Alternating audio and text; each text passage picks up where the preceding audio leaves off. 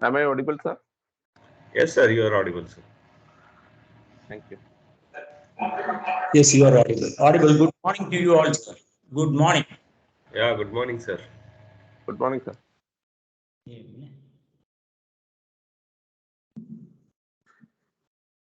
Sir, we will start at 9:30. Okay. Meanwhile, I will show you our BBS journey in 2020.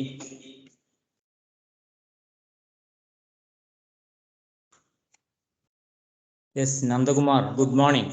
Good morning, sir. Manaf, good morning. Good morning, Manaf. Good morning, sir. Very good morning.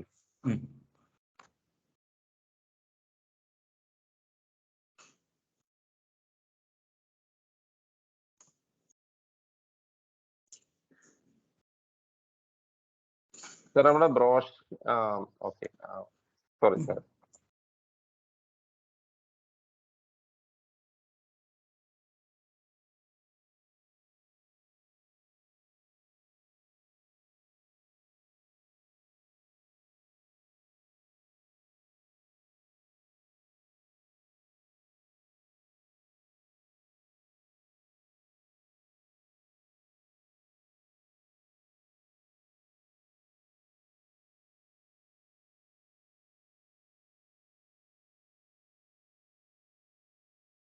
Pavan, good morning.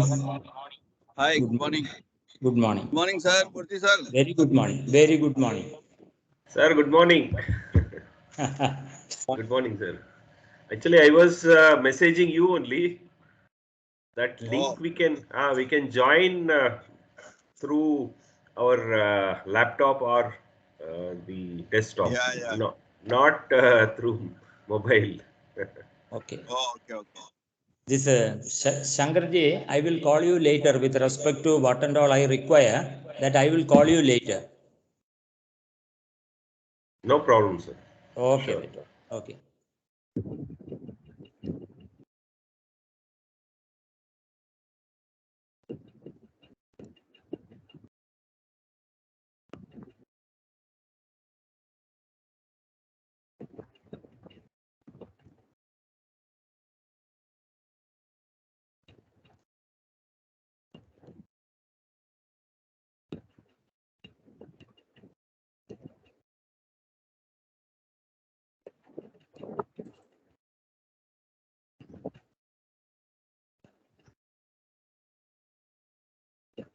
Sir, is my slide available?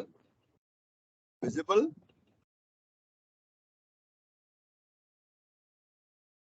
That was not getting yet, opened. No, I have just. I will share 1 second. Yeah. I think you can share and check right now. Yeah. That's what I'm doing now. Yeah. Is it visible? Okay. Yes, sir. Visible. Yes, sir. Visible. It's visible. Visible. It's visible, sir. Okay, fine. Visible. Thanks. Okay. Okay, right. Okay. Right. Okay.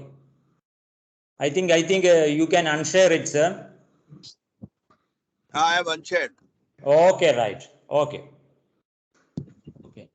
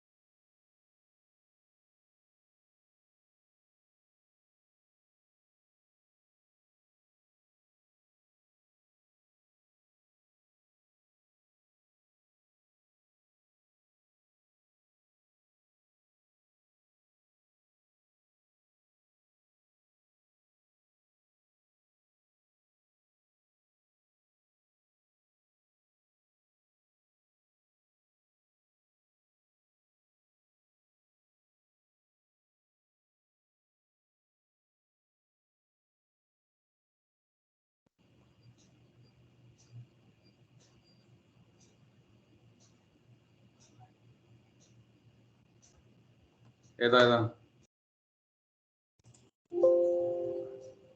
ആ ആ ആ ആ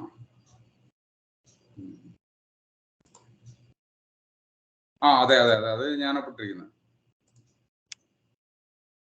അല്ല comment എന്ന് പറഞ്ഞാൽ മറ്റേ ഇതിന്റെ comment അല്ലേ?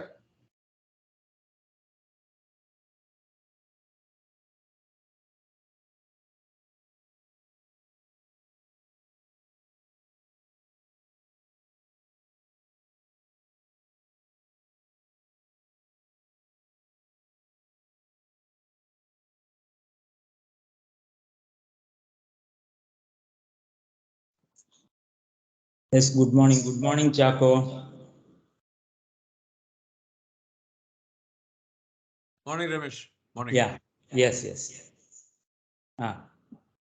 Dilip, good morning, Dilip. Good morning, sir. Yes.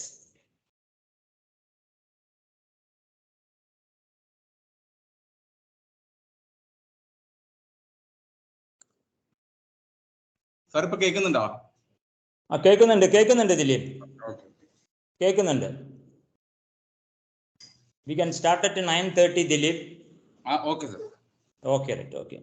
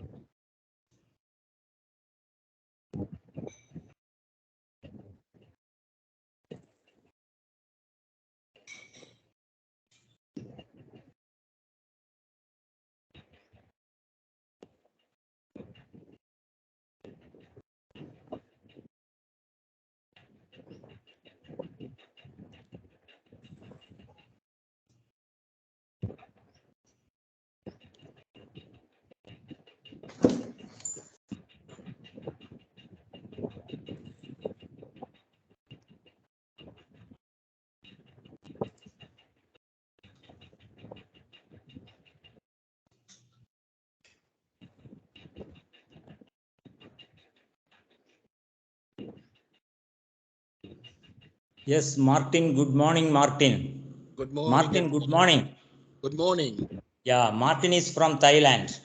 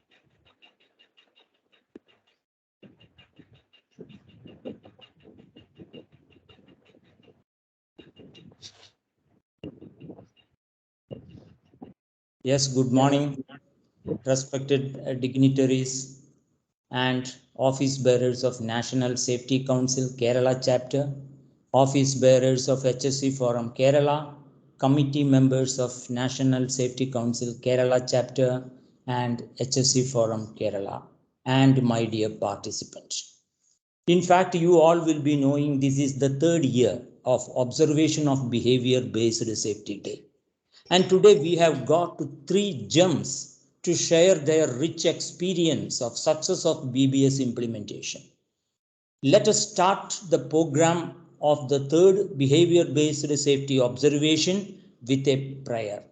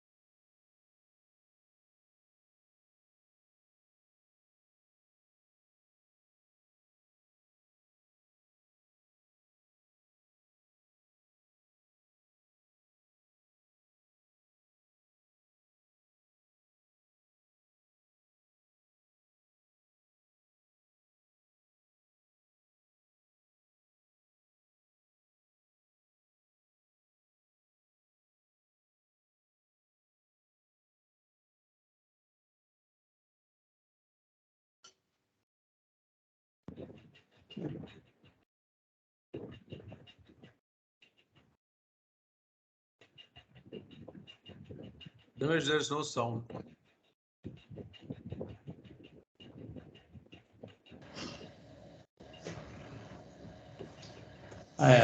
Here volume is there. Here volume is there.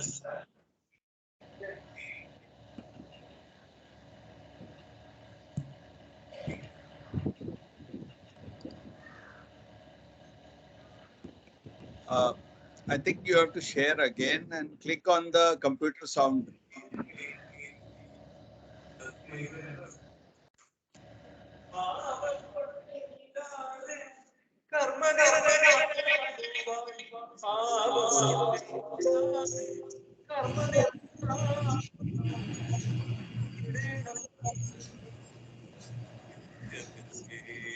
Is it audible right now?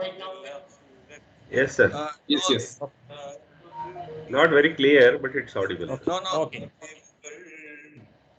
I think you have to share again. Anyway. There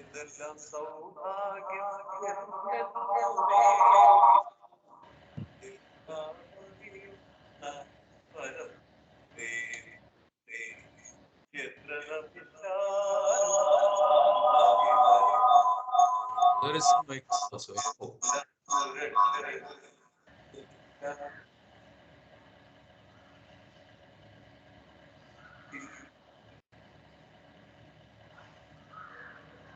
Yes.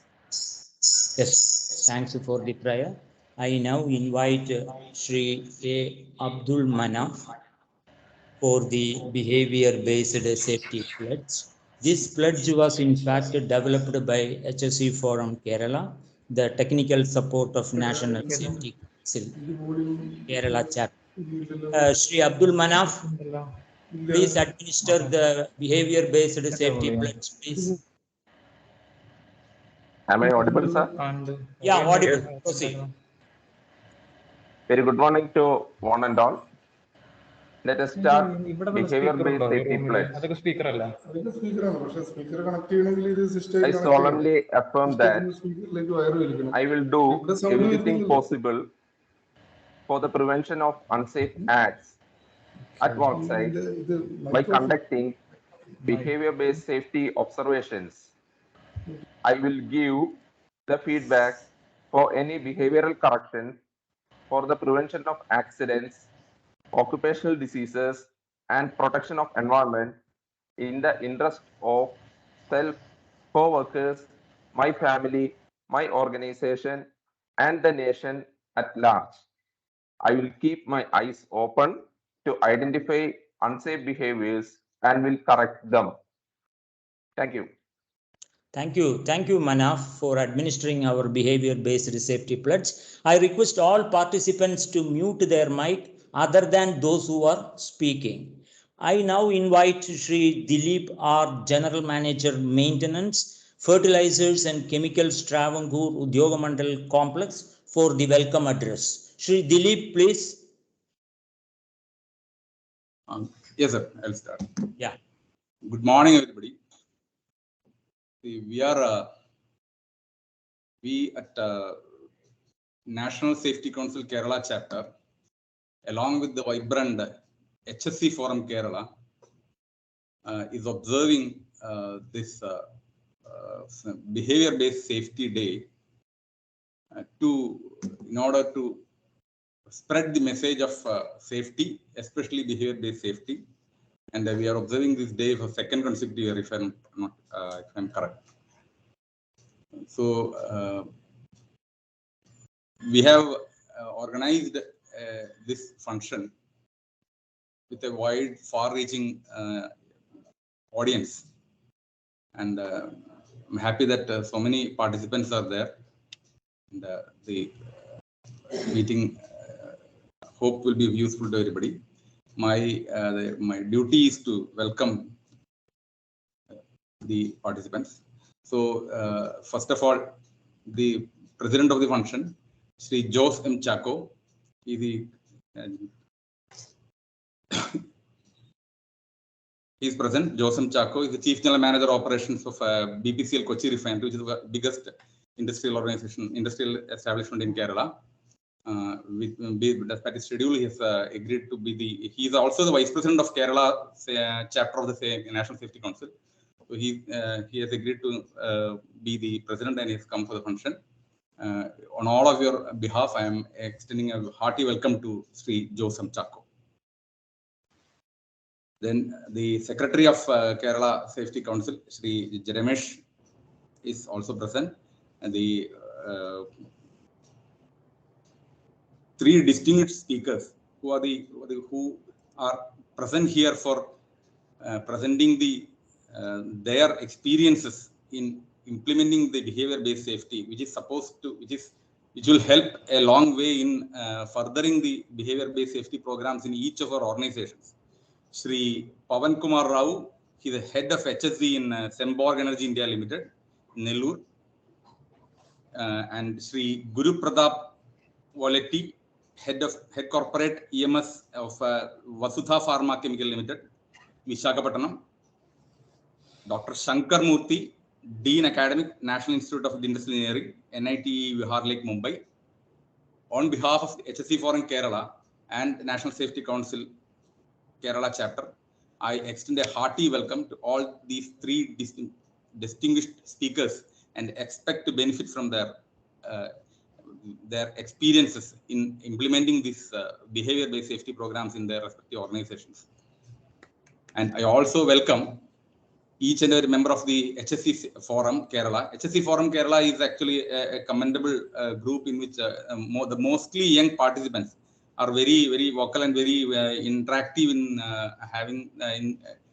voicing their concerns and their discussions regarding safety. And the Kerala chapter of National Safety Council has joined with them so that this behavior-based safety program, which will be very, very beneficial for all the members of the forum, also gets are benefited from this.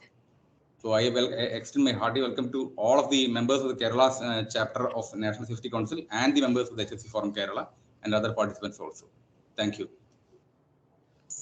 Thank you, Dilip, for welcoming the participants. Sri Dilip is also Executive Committee member of National Safety Council Kerala chapter. And I also wish to share that many of the industries are administering the behavior-based safety pledge, and also banner are also posted at various locations in industries in Kerala. That is also a supporting move for the National Safety Council Kerala chapter. Now I invite Sri Chako M. Jose, Chief General Manager Operations, BPCL Kochi Refinery, Ampalamugal. He is also the Vice Chairman of National Safety Council Kerala chapter. I invite Sri Chako M. Jose for the presidential address. Chako, please. Thank you, Ramesh.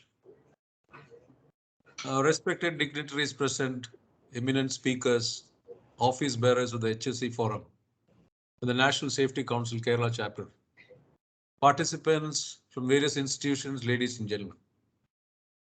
Very warm good morning to all of you. It is indeed a momentous occasion today when we have come together to celebrate the Behavior-Based Safety Day 2022. Now, awareness of safety is a must in today's world.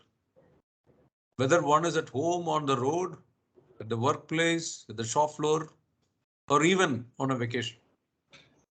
Not only should we learn to be safe ourselves, but influence the behaviors of our fellow beings such that the world is a safer and better place for all of us. The global analysis of incidents shows that 90% of the accidents are due to unsafe acts, 8% are due to unsafe conditions, and remaining 2% due to natural occurrences. The behavior-based safety is a program designed to influence employee actions towards safer outcomes, ideally by preventing an accident or injury before it occurs. Implementing a behavior-based safety program is the most comprehensive way for companies to promote safety, eliminate hazards, and prevent injuries. When implemented correctly, a behavior-based safety program can provide positive rewards to change unsafe behavior, reduce job-related injuries, minimize lost production hours, and improve workplace morale. Essential ingredients for creating a strong safety culture. A 7-step process that can help in improving behavior-based safety in an organization is to identify critical problem behaviors, identify root causes, generate potential actions, evaluate those possible actions, develop an action plan, implement the action plan, and then conduct a follow-up. In 2012, BPCL Kochi Refinery had launched the Structured Behavior-Based Safety Program to continuously identify potential risk behaviors and their management. It is a simple process based on behavior observation and feedback. It encouraged individuals and their work groups to actively focus upon their own behavior as well as of their team members. I congratulate the HSC Forum of Kerala, which in association with the National Safety Council Kerala chapter, for having come up with this unique idea in 2020 of observing a day for behavior-based safety on 22nd June every year. This is the first of its kind in the history of safety management. The first ever BBS Day was observed on 22nd June 2020 through online inauguration by Sri Pramod P, the respected Director of Factories and Boilers, Government of Kerala. This is the third year of observation of BBS Day, and I firmly believe that this is a great step towards improving the safety culture through the proven scientific tool called behavior-based safety with the aim of achieving zero harm. I'm sure this is going to be a great day of learning for all of the participants, with eminent speakers who will provide all of us with greater insights into the concept of behavior-based safety. Wishing you all a happy learning experience. Thank you very much. Okay, thank you, Sri Chako M. Jose. In fact, the competition for behavior-based safety was first launched in BPCL Kochi Refinery. It was called Eye Opener. It was launched in the year 2015, and we had also introduced an award for BBS observation also. And in 2017, BPCL Kochi Refinery moved to electronic platform. It was in 2017. Okay, next we are going to our webinar, the success of behavior-based safety implementation. As Chako has rightly told, the unsafe act, also called unsafe behavior, means doing something that conflicts with the accepted, normal, and correct procedure of your job. That is happening. Because of that only, unsafe acts are generating. It is a toxic behavior in a workplace, and if left unchecked, will spread and kill the organization. Commemorating the work of Mr. H.W. Henrich, an industrial pioneer, whose research contribution serves as the basis of the theory of the behavior-based safety. And HSC Forum Kerala, the technical arm of National Safety Council Kerala chapter, observed 22nd June as behavior-based safety day.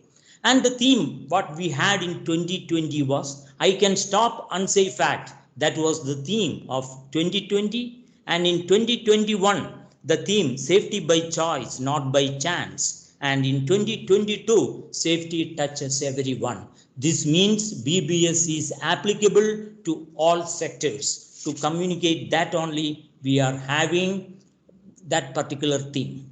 So today, during the third year of observation of the BBS, as I told you rightly, we have here the three gems, Sri Pavan Kumar from the thermal industry, and Sri Guru Pratap from Vasudha Pharma, and Sri Shankar Murthy, Dean from the National Institute of Industrial Engineering. These three gems will share the success stories of BBS implementation during this third year of BBS observation.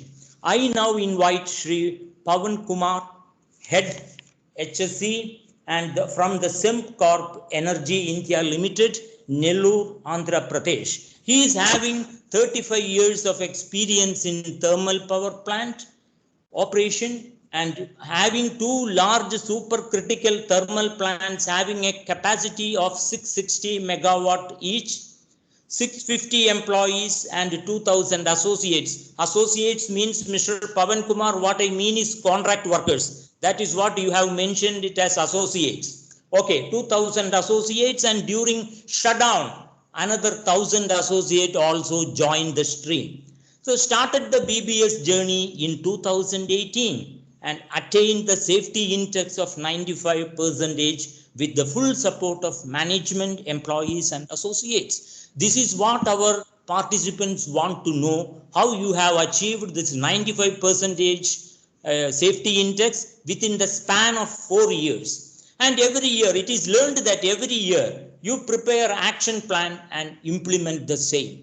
So we at National Safety Council Kerala chapter are eager to know the success story so that we together can take behavior based safety to a new height. Welcome Sri Pavan Kumar. Welcome sir. Thank you very much, Dr. Ramesh. It's indeed a proud privilege for me to be present here in the August gathering. Very good morning to all learned guests here and members of National Safety Council Kerala chapter and HSC forum. And Mr. Choco, thank you for your very, very enlightening address. And without taking much time, I would like to once again express my felicitation to all the people from God's own country. Kerala is so blessed with all the natural, scenic places. So let me start my presentation. I will try to limit my presentation to the minimum time of say 35 minutes, and after that we can have some interaction. Please allow me to share my slides. I hope my slide is visible. Yes, yes sir, yes sir, it's visible. Yeah. Okay. So I represent Semcorp Energy India Limited. We are actually a part of Semcorp Industries Singapore. We have business in utilities, marine, and also urban development. Semcorp Energy India Limited owns and operates 2 supercritical power plants in Nellore. We also have renewable assets in India in many states like Andhra Pradesh, Tamil Nadu, Gujarat, Karnataka, Maharashtra, and Madhya Pradesh. So, how our journey started, I will take a minute for that. Actually, in 2018 March, we saw 3 incidents where people hurt themselves. For example, the first one, he was hammering a metal. He was hammering and it struck him on his head. Then another person was cleaning, and without noticing that somebody was nearby, he injured another co-worker. Then while trying to do patching of the bolt hole, one person tried to use his finger instead of using a rod. So these all incidents made us think that these are not the normal incidents which happen. There is definitely something wrong with the behavior. So then we started our journey. As you know that you might be knowing that SEIL safety is a core value. It is a condition of employment, and safety systems along with behavioral safety go hand in hand in strengthening and moving towards zero harm. So there are 3 stages of BBS implementation. First year is introduction. Second year is reinforcement and attaining the maturity. And third year onwards, it is sustaining and further improving on the maturity. So we organized a first training program, and we were so blessed to have Dr. Kela with us. He visited the site and we had our first training program. So After that, we prepared an action plan, and our MD, Mr. Vipul Tuli, released a communication to all employees. And then we formed a steering committee. Mr. Raghav Trivedi, our business head, he released the communication. And next year, our group also took up this behavioral-based safety program. So our group president and CEO, Mr. Neil McGregor, also launched this program. And then we had a series of trainings for both employees and associates. We also prepared a small sticker and which is pasted on the helmets of all the trained observers. Then we put up the posters all around the complex, and we formed a steering committee, which is actually a guiding force to our BBS program. So first year action program plan was basically what all we have done. So circulate a message, then form a steering committee, then have training and display the banners, and promote daily observation. So the first year action plan was prepared and we started working on it. The important thing what we noticed is that the 3 top hotspots, means unsafe, the category of hotspots which we noticed are very, very directly linked to the main cause of learning events like near miss and first aid. Almost like 90% plus were linked to top hotspots. This is what we have been observing all along. Then we have a monthly mass toolbox talk on first of every,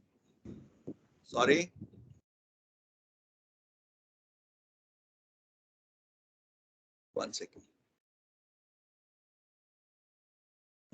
Yeah. I hope my presentation is visible, right? Yeah, visible, sir. Proceed. Yeah. So we started having mass toolbox talk on first of every month. And we started recognizing the BBS observers, and both from associates as well as employees. And second year also, we added one more behavior called road safety, because we saw an increase in the traffic or road related incidents. Nothing serious, but we saw that people were becoming reckless. So we wanted more people to observe road safety. So we introduced as a 10th behavior. And subsequently, we started having a scoreboard display and continuous training, and we pasted the checklist at all work locations. We started requesting HODs to mentor, and the BBS data and analysis was started. And every year almost we have a BU head stressing the implementation, and also included in our safety induction.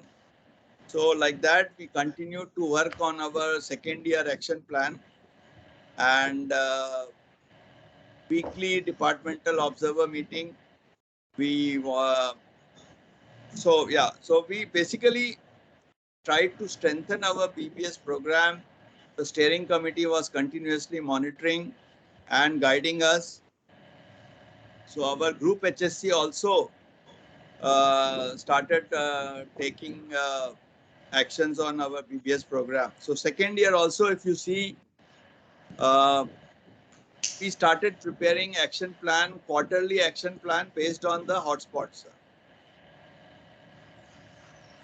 So third year, again, we wanted to increase the depth of the observation by increasing the audit time to minimum 15 minutes at one location.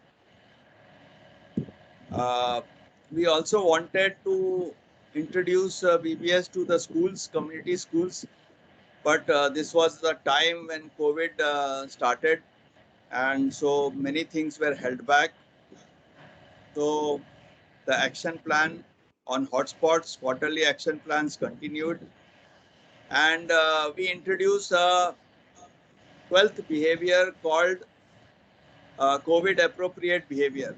means mask and social distancing to the extent possible. We started because basically that was required because COVID time, working with such large work population, we need to ensure proper COVID appropriate behavior was observed.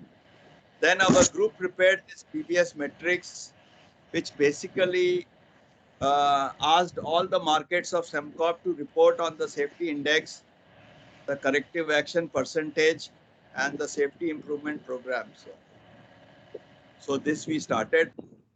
And we started, then we divided the BBS behaviors into two categories. One was general hotspots and technical hotspots. So that also we started monitoring. In the 4th year, we brought focus on HODs, and we also started working on psychological safety. It's an initiative that we started because we wanted to empower people to speak up for safety. Pavanji, presentation not visible. Hello, Pavanji. Yeah, 1 second.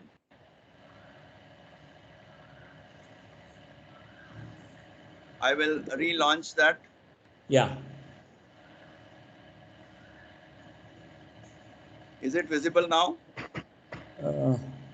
Not yet, sir. Not yet.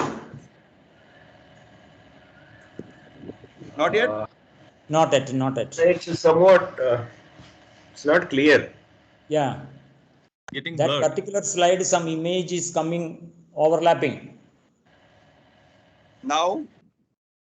Also, it has not yet come. Okay, Ramesh sir, can you share and reshare? Change it to next slide, sir. Just let's see. Maybe that. Yeah, next slide, and you can come back. Yeah, now is it visible? Oh no, sir. It's, like that only.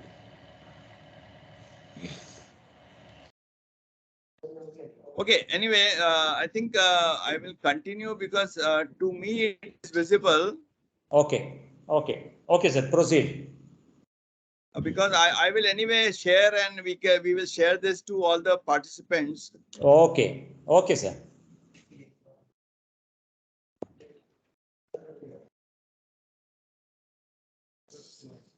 Okay, anyway, so yeah. So basically then we appointed departmental BBS coordinators in each department. And because we wanted someone from the department itself to exert their influence over the department colleagues. And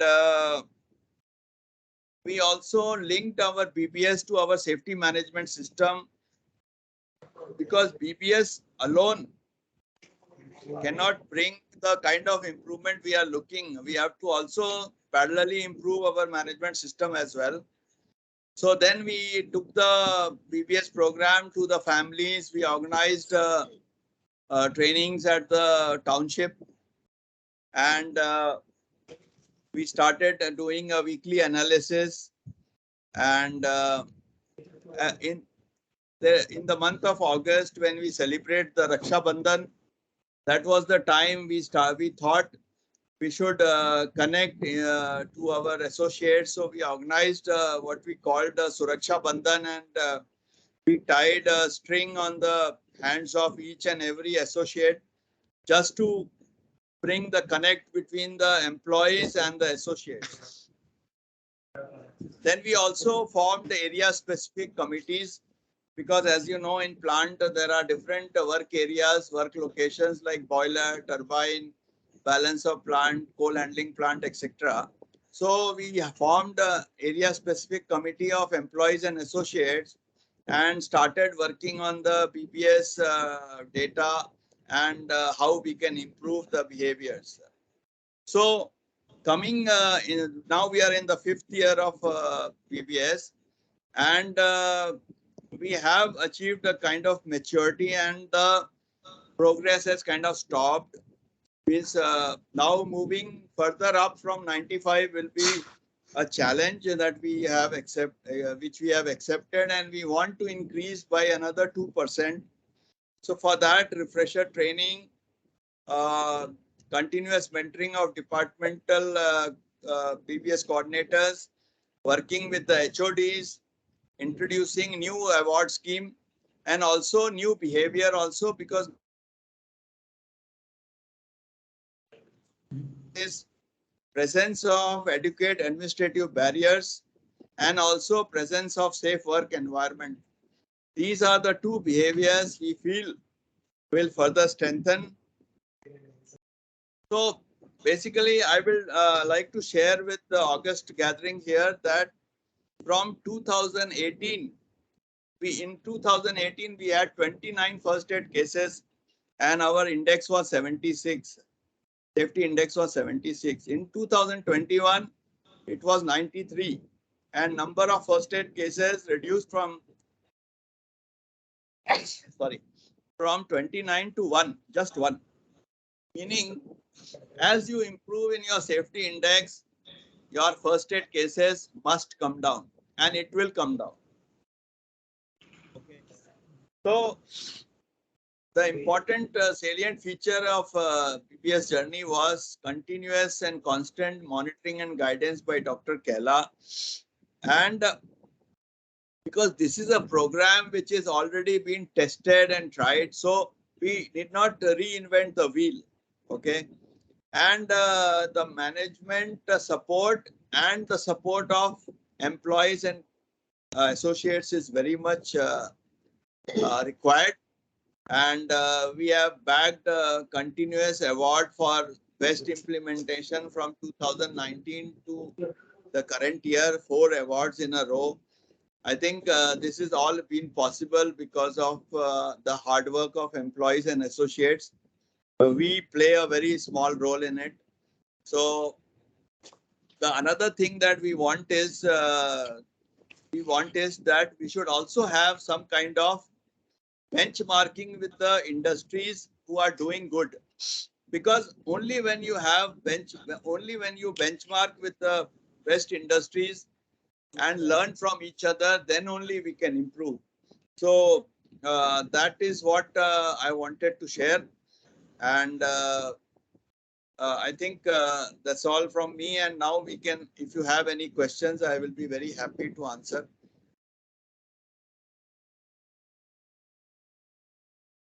Yes, nice, nice, Pavan. You have shared your presentation, your success story. You have presented in a very good manner, and you told as you started this BBS journey, the first aid cases has come down. That also you had mentioned that number and all.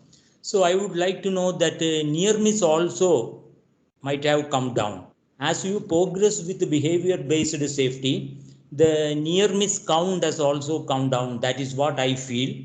And also it is good that you had extended that BBS to your residential area, to your family members. That is also the very good what I learned. Thanks. I think you can throw light on these things, Mr. Pavan. Yeah, I think the modern safety is moving away from industrial safety to what is now called as a new view of safety, or safety differently. It is also moving and giving more and more recognition to human performance and human factors, the error traps. So near miss is, I will say, a slightly tricky subject, because first of all, near miss has to be defined very, very appropriately, and it has to be communicated to the bottommost person. Near miss will provide you with the data which is required to take preventive actions. The near miss is also associated with what kind of empowerment and psychological safety you have in your organization. Because what happens is, in most of the organization, near miss is not welcome, in the sense they have a false kind of pride in their work. So they feel that if a near miss is reported to my area of work or my department, I will lose some kind of face value. But that is not the case. So we have stopped focusing on the learning events. We now called as learning events. We have started focusing more on the learnings that we have got from that near miss incident. and how we can prevent it. I think the whole idea is to prevent. Also, Indian context, we have a different set of challenges. Our safety consciousness and our safety risk-taking ability is very, very high. We all have seen that in our day-to-day life. So, yeah, I think we need to continue to work, and it is our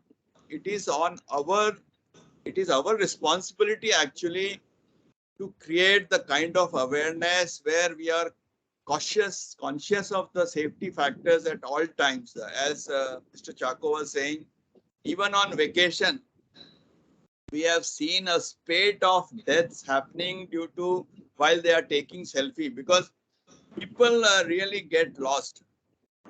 So yeah, so I think we need to have a kind of forum where we can exchange ideas, and it should be online and continuous. I think we all will benefit. But yes, I am very satisfied that our first aid cases has come down, but our problems are not yet over. I think there are some hidden hazards which, for example, when you are working in a confined space, what somebody will do, you cannot watch. So confined space continues to be one of the challenges that we have. And also every alternate year we have a LTI, which also kind of worries us, but nevertheless we are working and we are focused on that. So BBS and safety system, they go hand in hand. Yeah, thank you. Okay, Mr. Dilip, any questions are there, Dilip Madhavan? Sir, there are no questions available in chat box. We invite any questions from the audience. You can post it in the chat box, or you can directly ask the speaker. Yeah. Dear we have 2 to 3 minutes time. Yeah. Okay. Dear participants, any questions you can please put up in the chat box. Dear participants, the questions, if any, please put up in the chat box. And we are glad that for this third behavior-based safety observation webinar, we have two internationals, Mr. Martin and Mr. Jackson. They are from abroad, and on seeing this poster, BBS Observation Day poster, they have interestingly attended this seminar, and we are happy, sir. We are happy, and thank you for your presence here, sir.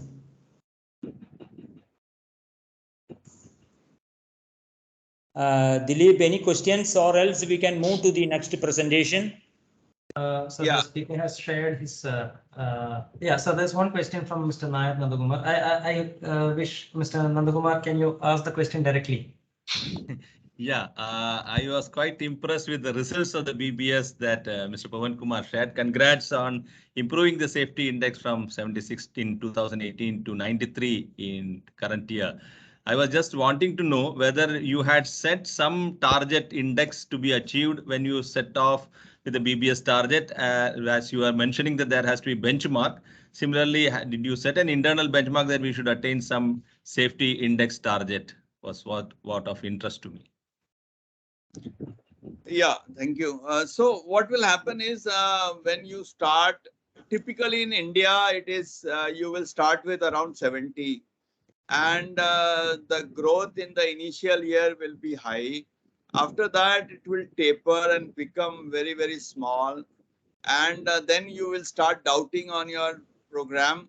And then what we did is I interacted with Dr. S.P. Garg. He was an ED with IOCL, and they have been very, very successful. They are probably at 97% now. So I interacted with him, and I wanted the forum of behavioral safety where we are part of. We wanted to have some kind of benchmarking, but then benchmarking becomes easy when you are in the same industry. For example, thermal power plants, then it becomes easy. Then there is a difference between government and private.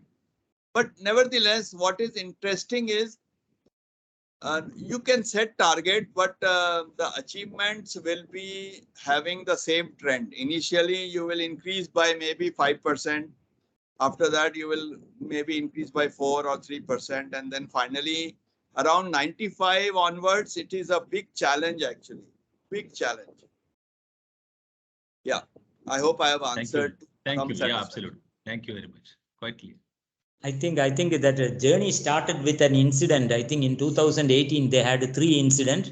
From that 3 incident paved the way for the BBS journey for this SimCrop Corporation. Am I correct, Pavan Kumar? Yeah, exactly.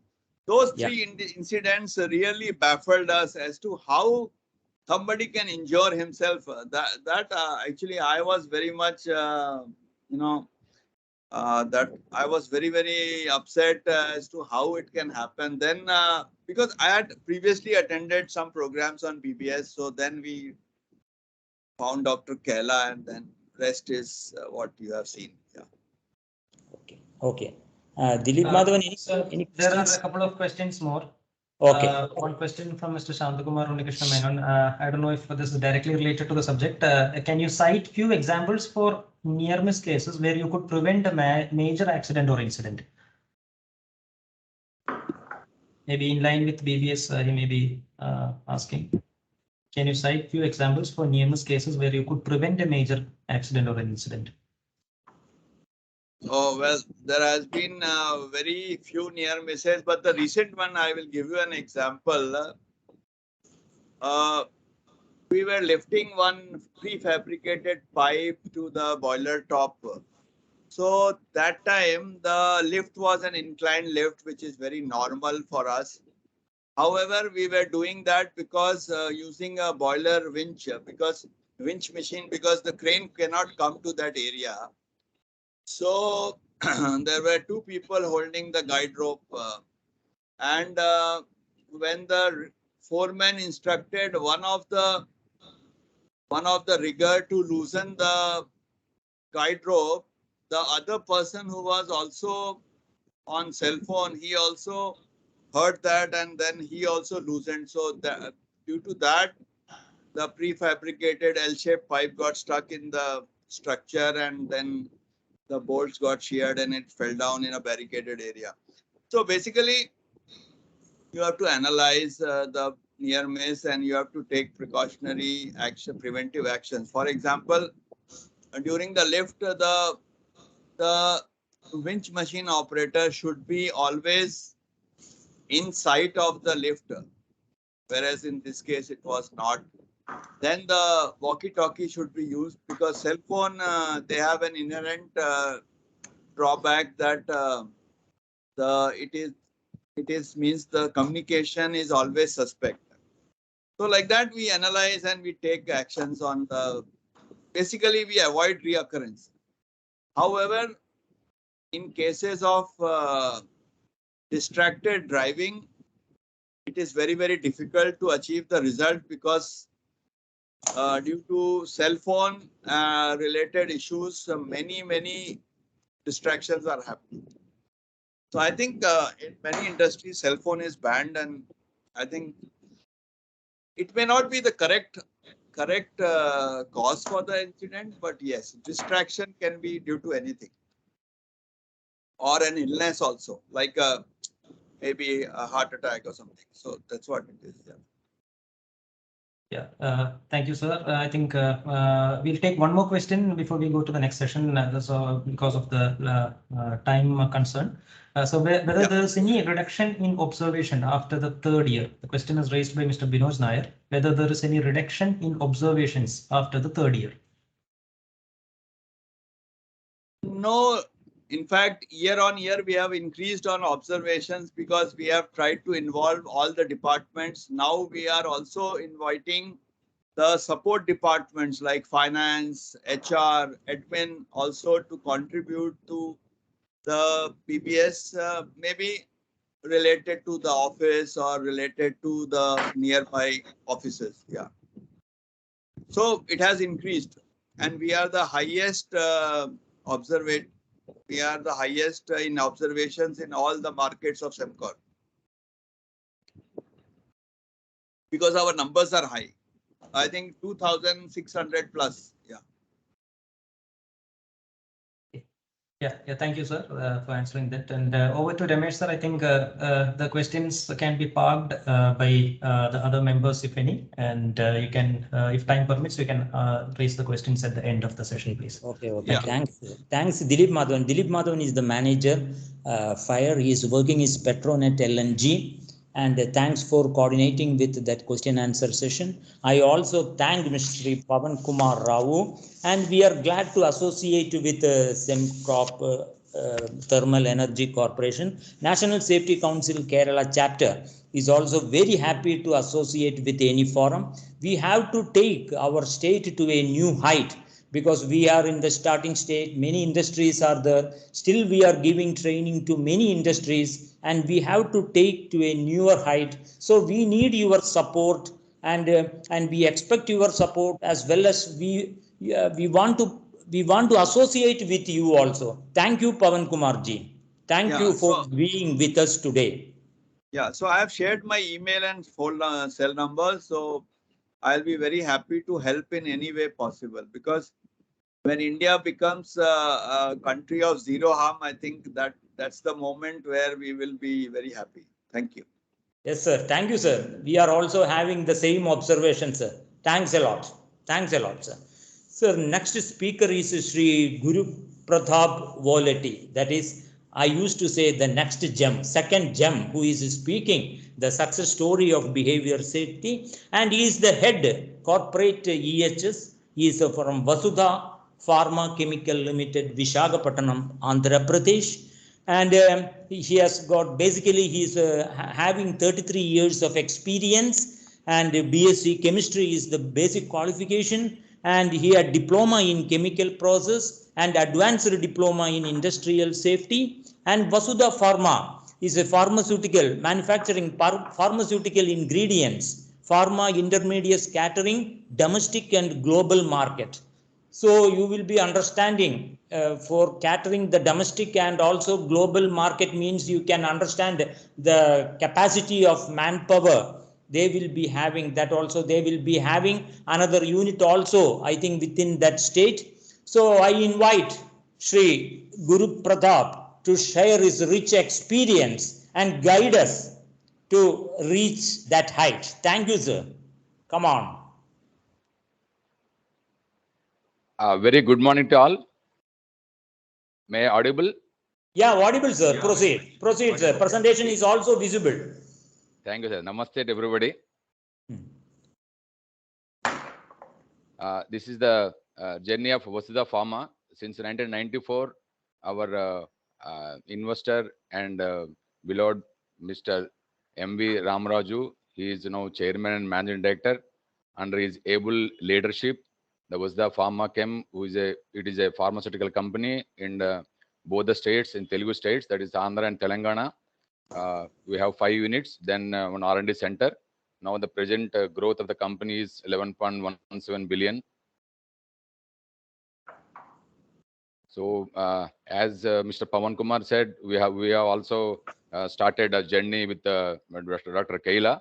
So the most other things may be a little bit same only, but I will more focus on what the expectation today is, the sharing of the implementation success story. That is the story what we have started here, the fruits what we are gaining now, so what we are having now. So that is my main focus. So here is also before Dr. Kaila, there was one of the valued customer.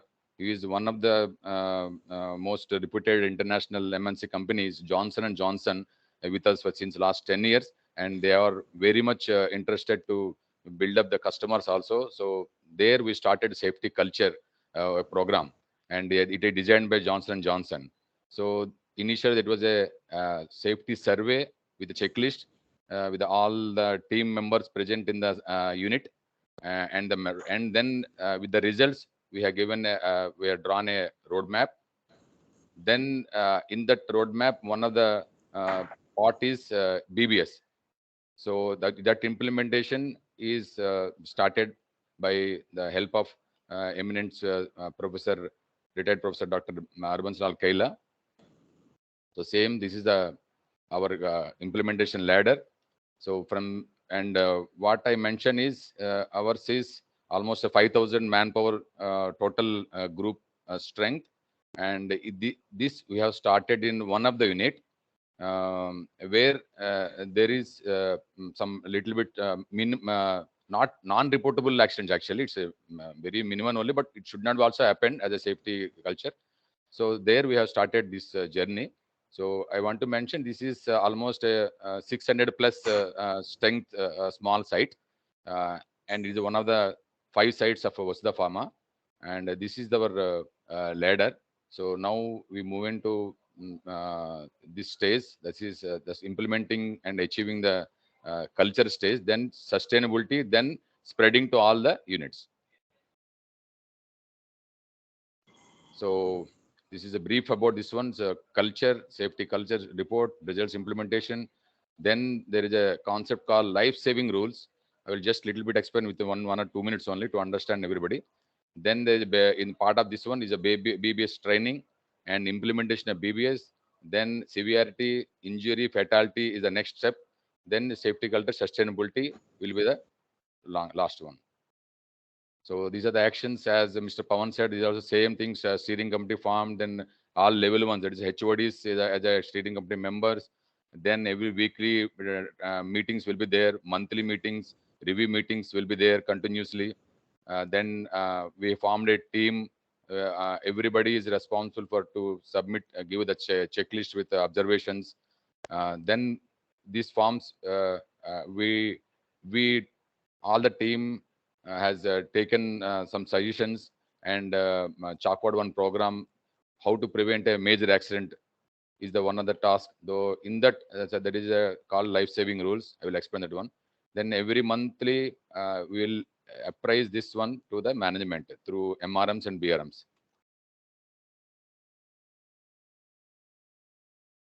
This is the implementation checklist we used. This is the initial one. So number of at-risk behaviors, then spot corrections, then number of near misses. So number of safe observations. So this is a maybe you maybe many people were aware, but it's a new concept of life-saving rules. It is a guarantee consistency in dealing with violations. So what in every unit, every industry has its own culture and sort of activities there. So we as a team sat together and identified where there are possibilities of a major accidents and a fatality or a major accident. So there we had all the things identified and we listed out that one. So that we call life-saving rules, because in any of the all the listed out programs, if anything is missed out or any violation in this activities, there may be a major accident. So that we call a life-saving rules.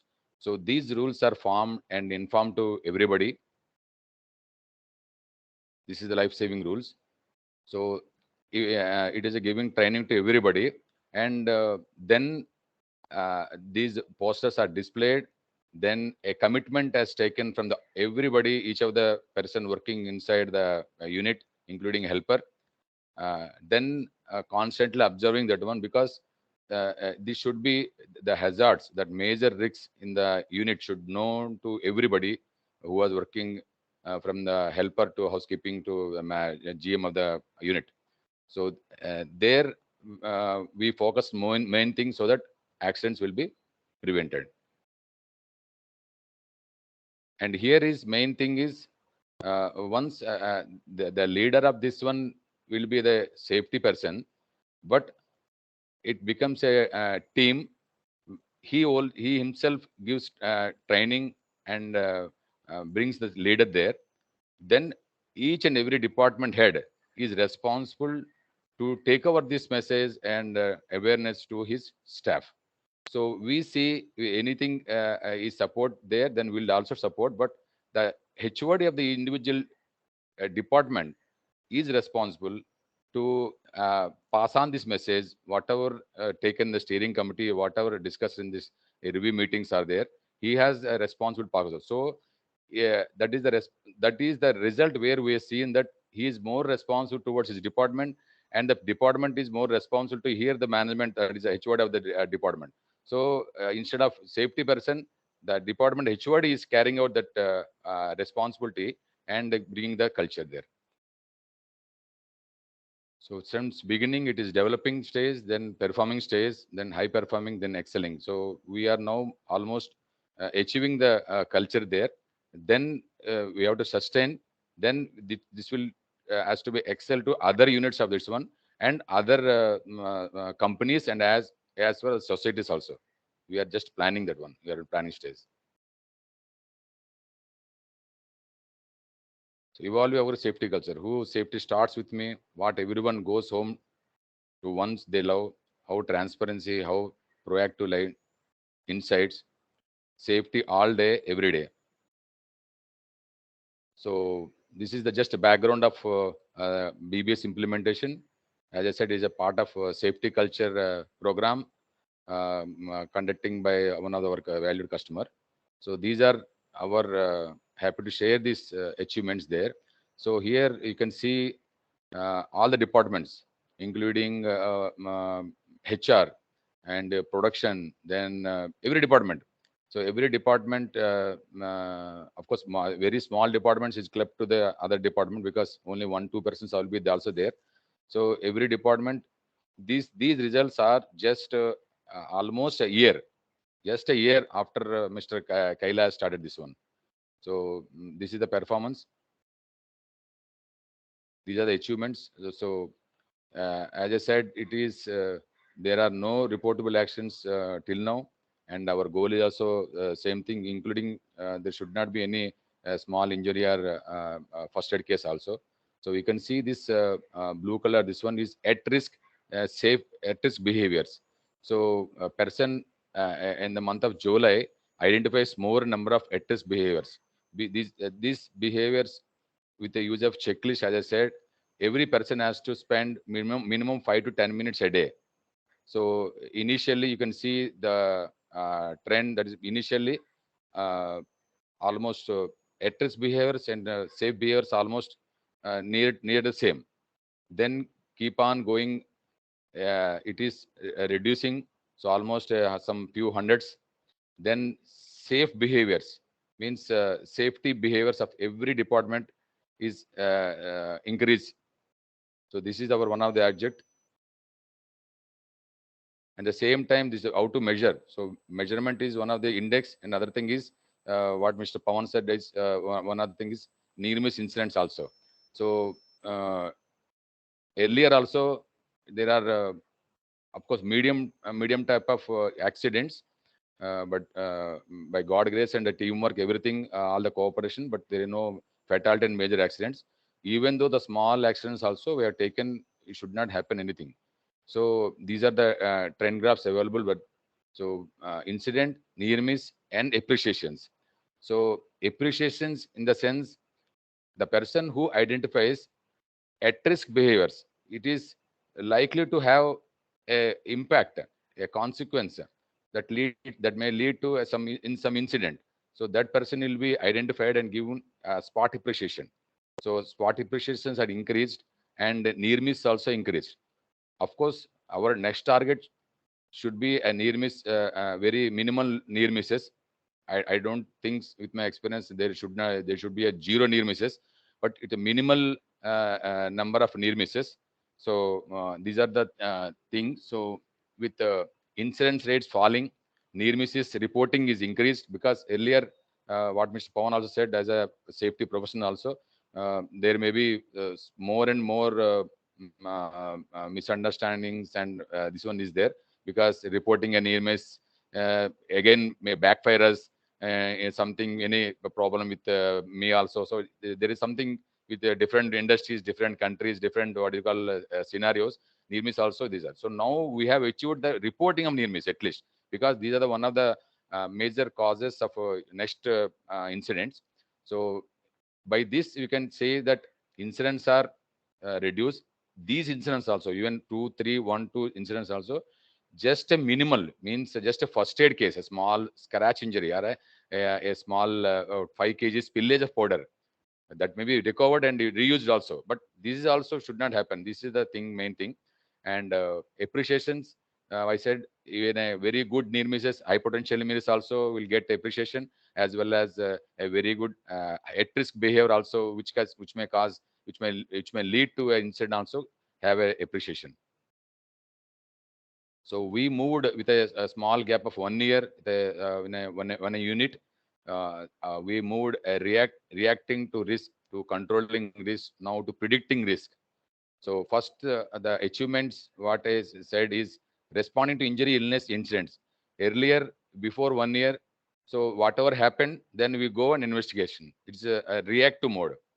Now reviewing injury, illness trends. So we have already past injuries. So we can now we chart out the program. So what are the main with respect to manpower, with respect to time, with respect to facility, with respect to awareness levels, poor awareness. So we have already identified. Now reporting good saves means nothing but near misses and precursor event into information to prevent next injury illness. So now we are reaching this stage. This is a predicting risk. So earlier it was a EHS person role, means one safety officer in each shift. That is in the night shift, in B shifts, we running 24 hours a day and 365 days continuous plant. So one safety officer has to look out whole the plant in the night and observes. And if anything is there, then punishment will be given at the time. Now after BBS, there is no punishment. It is just a friendship, big brother safety. It's not a behavior based, it's a big brother safety, BBS. So we moved that one. So now EHS committee role, this that's a steering committee. Now it's everybody's role. And data goals tracking, now scorecards and real-time data analysis. This is the where we have gone through this stage. Now coming to the achievements, it's a tension-free environment and good teamwork. Because earlier we know every department has every goal, and they want to prove otherwise we are nowhere in the industry present, private industry. So but in that, as a safety, as a team, as a culture, everybody has to play their role and fulfill their goals. But same team, there should not happen anything. So the team, very good team build up as there now there. And pumping of funds from management, because whatever we ask, any small amounts also, earlier there is something restriction will be there, some questions will be there, some justification has to need. Now whatever we ask, management is ready to give because of our performance. Now recognition from co-industries, because some industries will come, some auditors will come, some stakeholders will come, government officials will come, and they see the results, because they keep on coming, or they may come first time also. They see the difference between other pharma industries and this unit, other industries, other units and this unit. So they see something, then they will spread this good implementations to other industries. So in that way, the recognition will increase and focus on new inventions development, because earlier our safety department has a more burden on investigating the near miss, what you call finding, reporting the near miss, and taking actions on this one and implementation. There is more and more stress on this. Now it is the focus will be, now our burden is there are more number of safety officers. Now there is no one safety officer. Everybody is a safety officer now. So we invest this time in trainings, inventions, new developments, this one, and attracting new customers, because by keeping this safety performance, everybody know quality is the secondary thing, but if a safety is there, the industry will be there, then quality comes. Unless until the safety is not there, there won't be anything there. So we can attract more customers, because customers are also coming and increasing business. That indicates increasing business, and this is so on and so forth. So I think with this small time, the small gap of 1 year, with the eminent what you call guidance of Sri Dr. Kaila, and I think what my task has presented is the achievements, what in a gap, what we achieved. So is there any questions on this one? Because it's a time is very limit, then you can ask the question, then I can explain that one. Thank you, sir. Thank you very much. Thank you, sir, for sharing your rich experiences, Sri Guru Pratap. Sir, I would like to know whether you are having the same checklist in different unit of Vasudha Pharma, or else the checklist are different at different units. Actually, sir, strictly speaking, just we have started a small awareness trainings and a small, it's beginning stage in all the units, sir, because management has given a task to implement simultaneously. But we justified management that once we take with good rich experience of this unit, then we can spread easily so that that success will be very fast and with less pain. So only here only we implemented. Then other units just we have started just awareness levels only. Then they are not implemented, sir. Okay, sir. Thank you for sharing this information. And Dilip Madhavan, any questions are there? Any questions are there, Dilip? Yeah. Good morning, Sri Guru Pratap. Dilip here. Very good morning, sir. Yeah. So I let me be a little selfish and ask the first question from my end itself. Do you really think the targets per employee is a good idea to achieve the BBS observations? Means you mentioned that you have a target of 5 to 10 minutes of observation per day that each employee has to do. One add-on question is that how do you ensure that the feedbacks are very effective? Observations, if you give targets to fulfill the targets, definitely observations will be made, because now that is part of their KRA or KPI or something. But then if my only concern is how do you ensure that the duplicacy doesn't happen and the feedbacks are rightly given for each observation? Do you have a counter check on that, or someone at a higher level does a checking of all those observations, something like that, please? Okay, sir. So first, let me answer the first question. See, because there is, we have implemented last 6 months that in seed farm, we call it as a seed farm. Different companies call different, because it's nothing but a performance, annual performance of the employee. So in that annual performance, employee can be evaluated on BBS front also. In that, at least he should participate at least 85% of his what you call in a attendance time to the BBS observations, and minimum of at least 2 to 3 near misses, and active participation of in the trainings or as well as in meetings. So these are the 3 KPIs given in that every employee as a annual evaluation. And what is and the second question is, okay, you rightly said, because once you try to increase the near misses or observations, that there will be a duplicacy or some mistakes will be also there, because some false this allegations will become.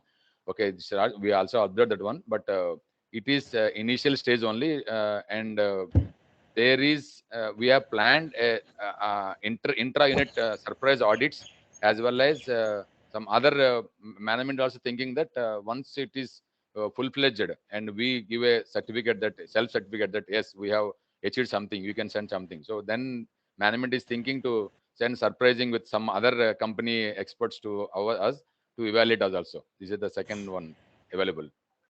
Thank you. Yeah. So there are a couple of questions in the chat box. Mr. Midun Pia from KMRL has asked that you mentioned going from a punitive approach to a friendly approach with respect to dealing with safety lapses. Could you share some more light on that? Yes, sir. Actually, earlier I said a safety officer in taking roundings in the different departments in different timings, with the tea time, lunch time, dinner time, or some night 4 o'clock, something.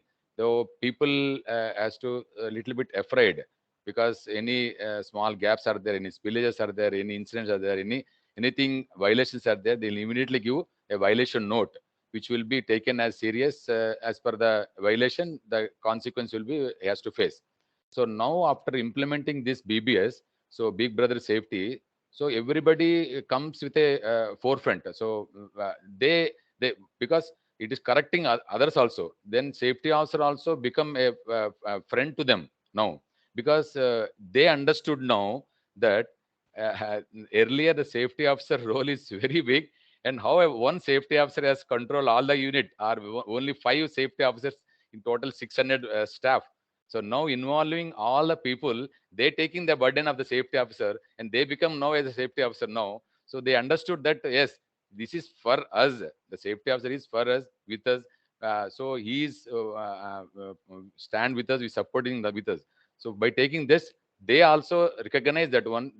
Then slowly the culture has become normal, and everybody is now becoming, because violations also we are not issuing. Earlier that type of system was there. Now their violation means only counseling, and somewhat he has to take lead, and he has to give performance, submit his performance. That is only a small violation, but nothing you are taking. So this is the approach. So that approach is already in place now. Yeah, thank you. Mr. Mithun's query is hopefully cleared. Sri Narayanandakumar has a query. You talked about treating violations on life-saving rules to be clearly defined. Did you take any punitive actions to enforce the discipline among the employees? Okay, so this is the thing. One of the life-saving rules is what I said is, so first we have made out, chalked out, identified where the major possibility consequences are there. Then the team has constantly guiding and giving awareness to everybody. So everybody agrees that one, yes, there is all the 14 activities in our unit will lead to if any violation there, then it will lead to a major accident. Then they understood, and then given because they are also part of the BBS. So as a big brother, they came forward, and they also given their written commitment that yes, we follow 100%. Any violations are there, then we can take action also. So by coming forward, and they given the commitments, a voluntary commitment to follow all the drills. So it is a boon to the safety that major actions will not happen.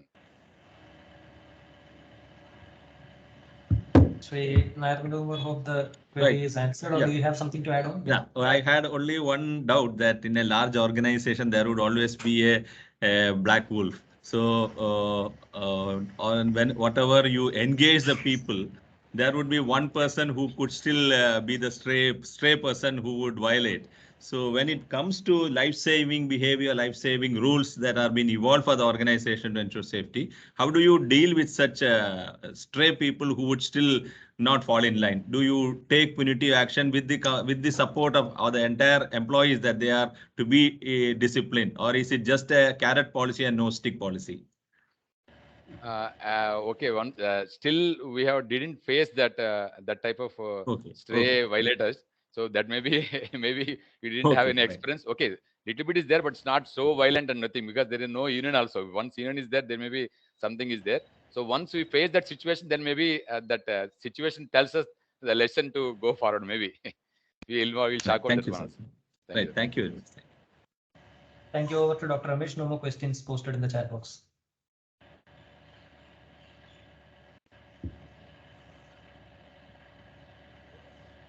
Thank you, Guru Pratap ji, for sharing your success story with us. And I think the success story what Mr. Pavan and Mr. Guru Pratap has shared, this will take our participants to a higher level of BBS implementation. And I need the support of you all to make it this behavior-based safety day celebrated in all states. That is what our plan. We have to take it at a national and international level, because this is the third year. We want your support, sir. Okay. Sure, sir. Okay. Definitely. Yeah. Okay, sir. Okay.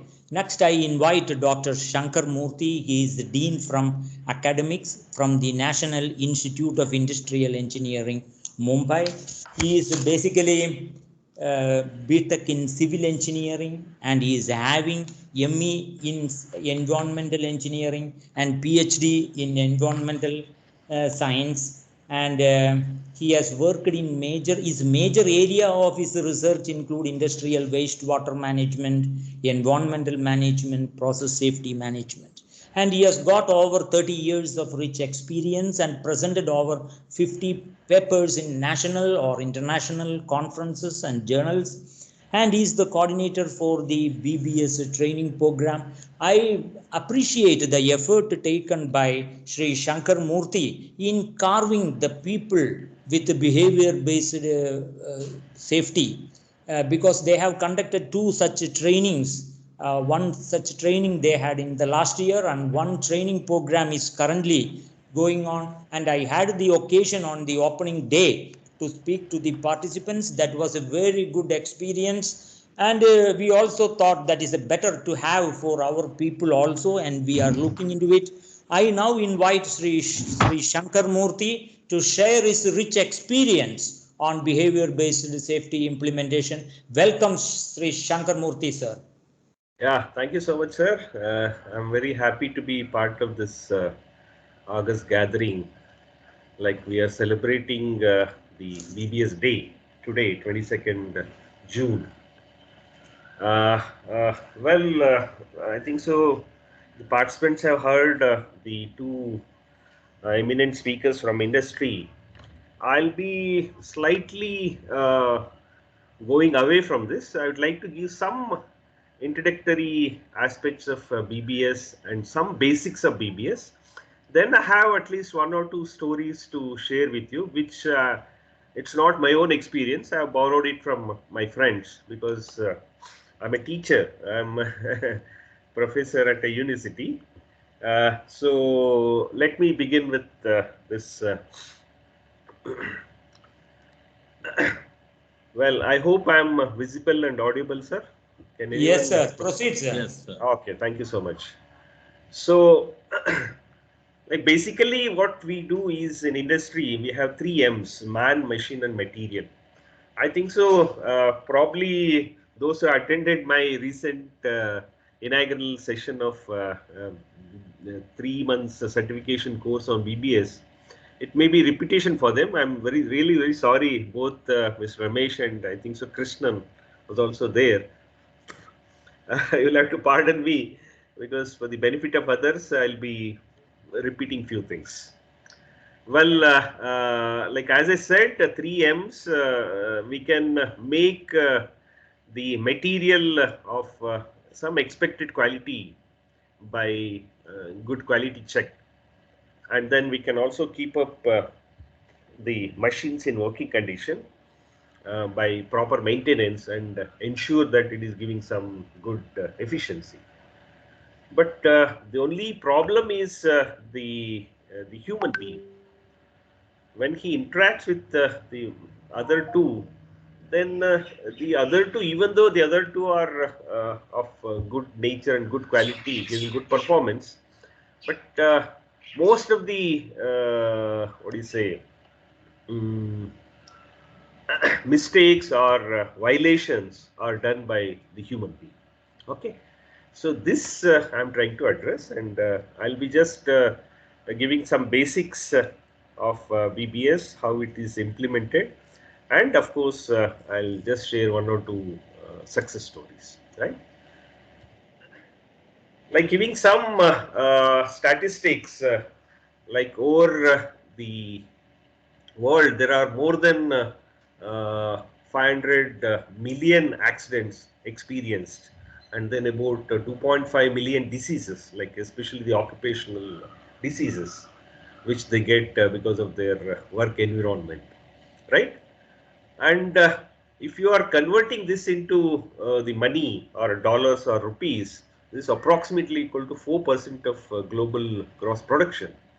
It's approximately 2,875.14 billion US dollars. So this was somewhere in 2019. It's a huge amount, right? So why this is happening? Because this loss we are incurring because of the accidents, various accidents and various diseases that are happening world over with the industrial workers. And then it is not stopping here. The trend is continuing, and then it will have more problems if you don't now, what do you say, take care of this. So therefore, it's a challenge for both the policymakers, practitioners, and academicians. And then this big challenge is how to stop or how to reduce this huge cost which is involved in accident prevention, and establishing a good safety management system, right? So if you talk about the basics of accident, how an accident occurs, right? So accident occurs when number of different circumstances or factors, they combine to create a hazardous situation. See here, these factors or circumstances, they act or they go in a continued way, which leads to hazardous situation, leading to the accident. Okay, and then there are of course major and minor causes of accidents, and forgetting about the minor, if you take the major cause of accident, we can have two groups under major cause of accident. They are unsafe acts and unsafe conditions. Okay, what are these unsafe acts and unsafe conditions? We all know that unsafe conditions are not a conducive workplace, or it could be fault in the machine or the equipment, or it could be even as simple as a slippery floor or a wet floor, or it could be inadequate lighting, right? So these are all the unsafe condition which might lead to an accident. On the other hand, the unsafe act is the result of people's behavior. So this is very important. And then what is this behavior? Behavior is that the workers may not follow whatever the set procedures of the industry, and they may not be using appropriate tools, equipments, and they may not be using the appropriate PPEs. Why? Because whenever you say that you have to do this, you have to follow this, I don't know, a resistance or a what do you say, a sort of what do you say, reply comes from every human being that why not? Why not? Let me check it. Okay. So why not I do this? So let me see what will happen. So that is the way in which people behave. Okay. But to some extent, it is said that by giving training to these people, we can definitely improve their what do you say, behavior. Okay, and ask them to follow or see that they follow whatever the established safe work procedures and practices. But sometimes it is also said that unsafe act is still the prevailing, it is major factor in preventing workplace accidents.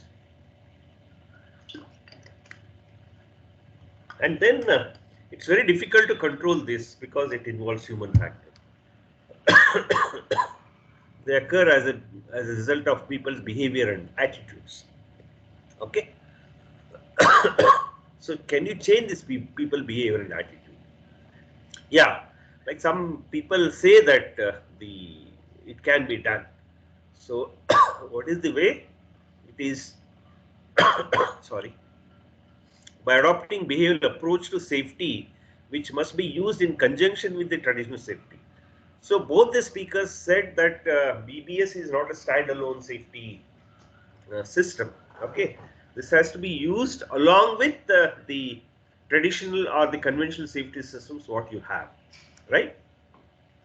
So therefore, safety control measures, unsafe act can be effectively addressed, and this approach is called is known as behavior-based safety, right?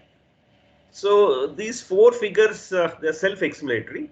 So we have, this is unsafe condition, and no worker is supposed to move under this, but still this fellow is doing it. It's an unsafe act. And then look at the third figure. So by mistake, if this falls off and he is saved, so it's a near miss, but he is saved only for this time, not every time, right? And sometimes he may also meet with an accident. So therefore, these are all self-explanatory, and we see that people still do it. Okay, people, the fellow was showing the thumbs down, right? That means he's challenging it. And then one day or the other day, he might meet with an accident. Okay. On the other hand, we have the unsafe condition. All these things are unsafe condition, improper electrical earthing, or it could be lack of illumination, or it could be slippery flow, whatever it is. But there are other problems also, working problems. It could be the problem with your boss, psychological pressure, or the message or the communication is not clear.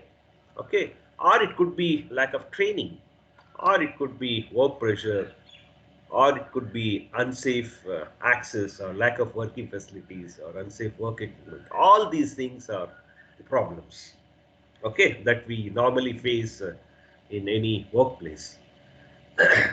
But what is very important is the safety culture. How do you inculcate safety culture in each and every worker so that he owns or he feels that he is most responsible himself as well as for himself as well as the safety of his co-workers. Okay. So it is said that it is quite late for our industry to realize that organizational safety culture drives the at-risk behavior. Okay, we never knew this. The at-risk behavior is driven by organization culture, which is a result of many accidents. Okay, and then the industrial leadership gradually understanding as how to transform the reactive culture into independent safety culture with BBS approach. So earlier it was reactive, right? Reactive means whoever is responsible for making the committing that accident, he is blamed for it. But now we have a different approach. So what is that approach? That approach is behavior-based safety. Okay. So what does this behavior-based safety does? It aims to reduce the incidence of unsafe act. So we are trying to target, or the BBS tries to target the base or the bottommost pyramid or the datum or the base of every accident. Okay. So it tries to reduce the incidences of unsafe act by modifying people's behavior. Okay. If you try to modify people's behavior and improving their attitude towards safety. So if you are trying to modify their behavior, their attitude towards safety to some extent improves, right? And here, unsafe act could be, sometimes it could be intentional or unintentional. Like we are trying to violate given or establish safety work practice or procedures. We may be doing it knowingly or unknowingly. So there are two categories again, act of indifference and lack of knowledge. So act of indifference clearly indicates the behavior of a human being. Okay, because here, even though he knows, the person knows that what to do and how to do it, but still he doesn't do it. If there are 6 steps, so he may not follow all the 6 steps. So he may omit or skip one step so that he can avoid the discomfort. Okay. Sometimes people are performing some job for which they are not trained for it, authorized to carry out, right? And thereby we can definitely help them in giving proper training, and by giving proper training so that they understand and then they perform better. And then like just achieving BBS, proper implementation of BBS and achieving 90 or 95% of reduction in unsafe act may not suffice, or it may not be sufficient. And if you look at the National Safety Week themes, 2018 and 19, they insist on the continual improvement. Okay, that means reinforce positive behavior at workplace to achieve safety and health goals. And then next year it is cultivate and sustain. See, you have cultivated and you have seen the results, but now you have to sustain this. Okay, sustenance is very, very important so that you can improve or give some what do you say, your contribution in nation building. So BBS is a practice that ensures safe workplace for every organization or for every employee in an organization at all across all industries. BBS is not specific to any industry. It's not industry specific. Wherever there are people working, you can implement BBS. And then even like I think so, the previous worker said that whenever the manager goes on a round, if he finds someone not following the rules and regulations, they are if they're violating, they're punished. Okay. So therefore, BBS is a safety culture of new generation managers, and then it is employees insurance against accidents. And then here, like whenever whenever we are implementing the BBS, we are including everybody. It's right from the person at the shop floor level till the up to the the topmost person in the organization. Okay. And then it is felt that the number of incidents or number of work related accidents should be reduced to zero, but may not be the literal meaning of zero, but definitely it is very close to zero, because if you are achieving more than 90% of no what do you say near misses, then definitely you can say that it is zero. Okay. And then like as we know that safety cannot be anything less than 100%. It has to be always 100%. Even 1% or 0.1% mistake by a single person among 5,000 or 10,000 employees might lead to an accident, right? And then as I was telling earlier, it was like policing. Okay, the safety officer or manager or supervisor would be acting like a police inspector, right?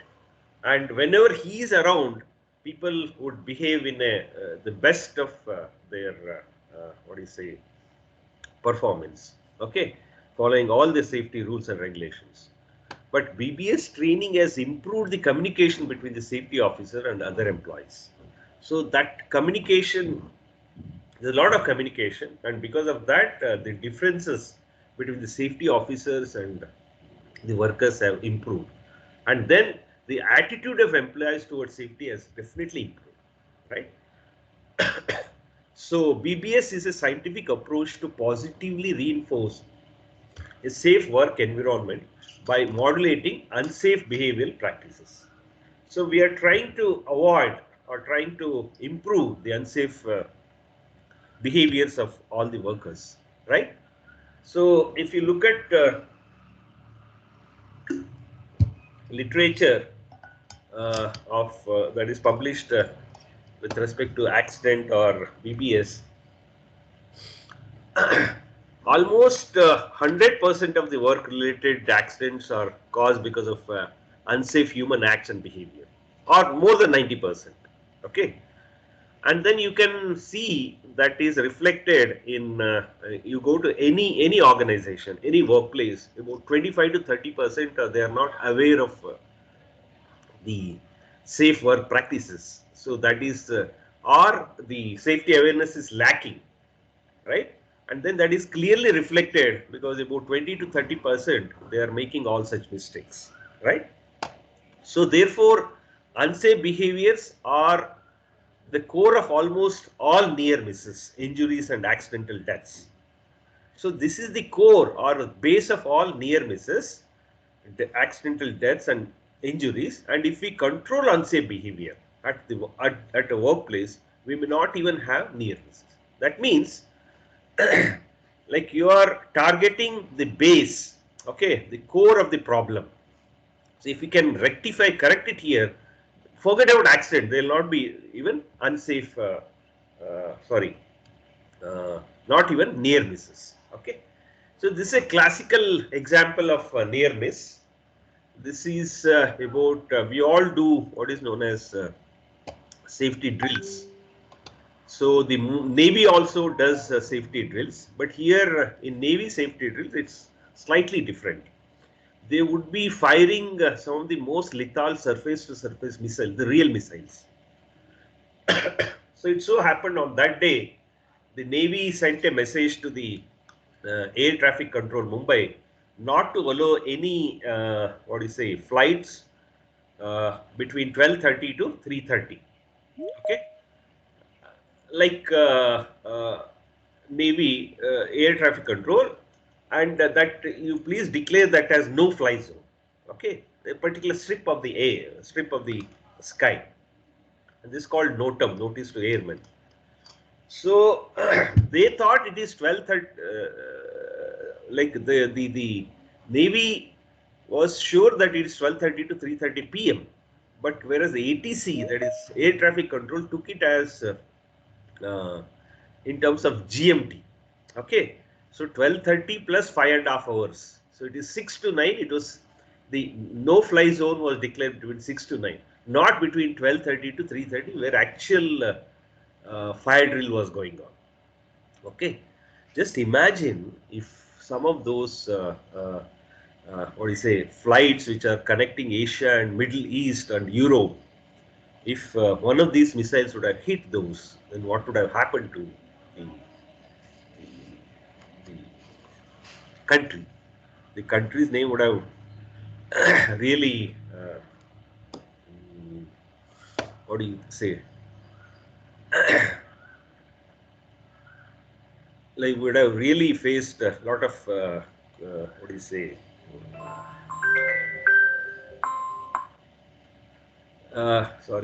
lot of objection from other neighboring countries. So therefore, this is a very classical example where it's just a man, human behavior. Okay, he would have definitely.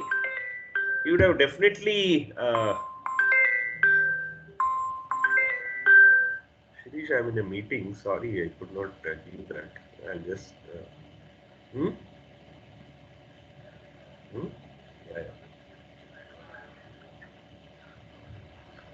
Yeah, another 15-20 minutes. Okay.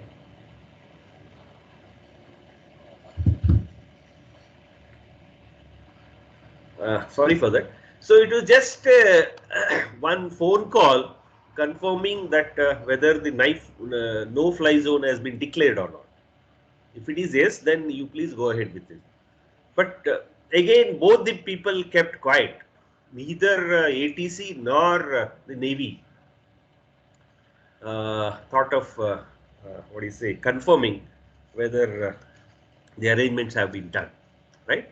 So therefore, it's very important that you should avoid such problems. Okay, so near miss incidents are just like close calls or close shaves. That means there's safety in shadows. So this time that person is lucky, but next time he may not be. And then you have to take every near miss it's an opportunity for the management to rectify the system breakdown before it happens. Okay, it's an opportunity given or created. So in case if you want to check whether your system is still in working condition, otherwise it may lead to an what is known as accident, right? And then definitely it may not have any potential injury like the unsafe act. It may not be important, but still this has to be reported and then this has to be properly taken care. Okay. Just let me know what is wrong with this person. Let me test your observation capacity. What is wrong with this person? Is there anything wrong with respect to safety? Anybody? One or two answers. Do you see any flaws or is flaunting any safety rules and regulations in performing this whatever the work he is doing? Maybe three things. One, he's standing close to power line. I don't know whether the gap between the power line, if it is HT and the person is safe or not. Okay. Second, he is without any safety belt. Yeah, and harness. the ladder is not supported at the base. We don't know if the ladder slips, he falls down. Okay. And Yeah, and he is not also latched on to any life-saving. Safety fine. belt is not there. Yeah. Okay, Full okay. body harness should have been there when working at height. Right. Angle of the ladder. Angle of the ladder. Yeah, that's too steep. Yeah, correct. See, as a safety officers or managers or even general, what do you say, person having some, what do you say, thinking some, giving some importance to safety, we think of all these things. But sometimes it so happens that look at this. What do you do at this, if the situation is like this? Okay, cannot help it. Okay, this is what some people do it. It's a shortcut. Huh?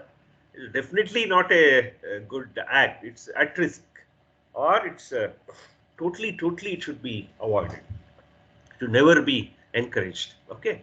See, I have some small video. So here, this is a compilation of the near misses. Okay. So near miss here is considered as there is no injury to the human beings. There could be some injury or some damage to the vehicle or the property, but still human injury is not there. So that's why we just call it as a near miss. You can just can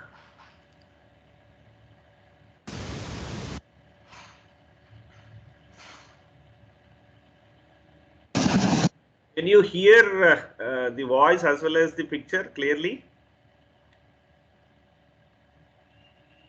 Hello? Can you see both video and audio clearly? Can you hear? Yes, sir. Okay.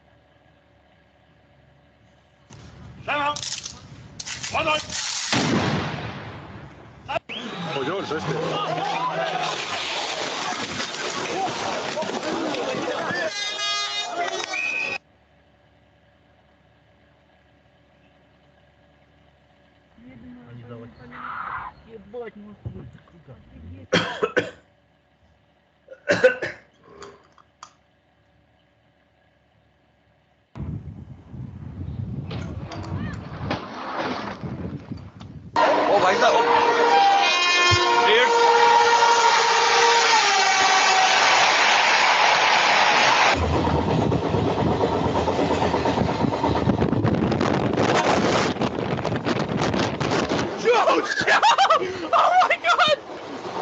Are you okay, Carissa?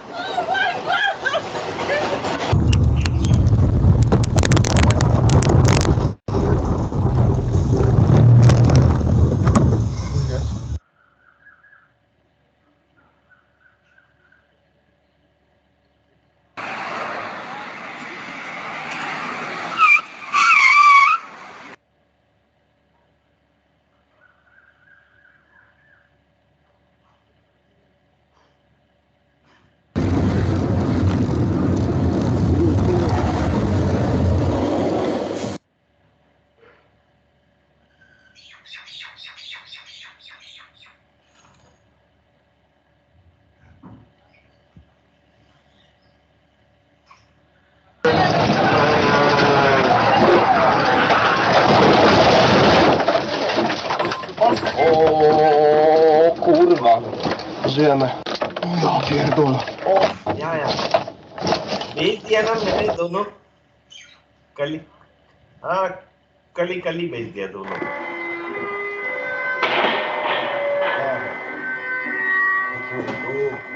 Paper भेजा था ना sign कर Как он деда не сбил? И твою мать.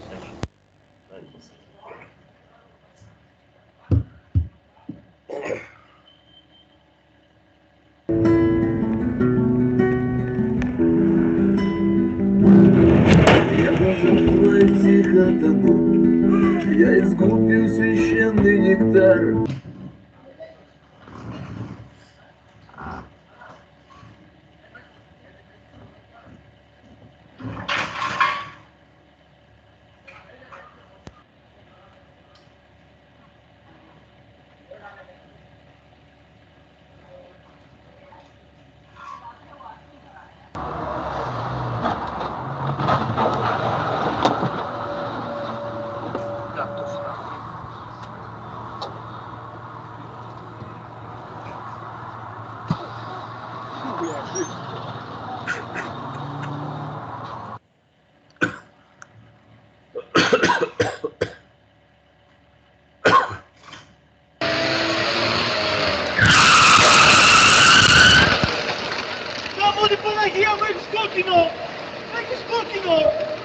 Ой, посмотрите, что делается!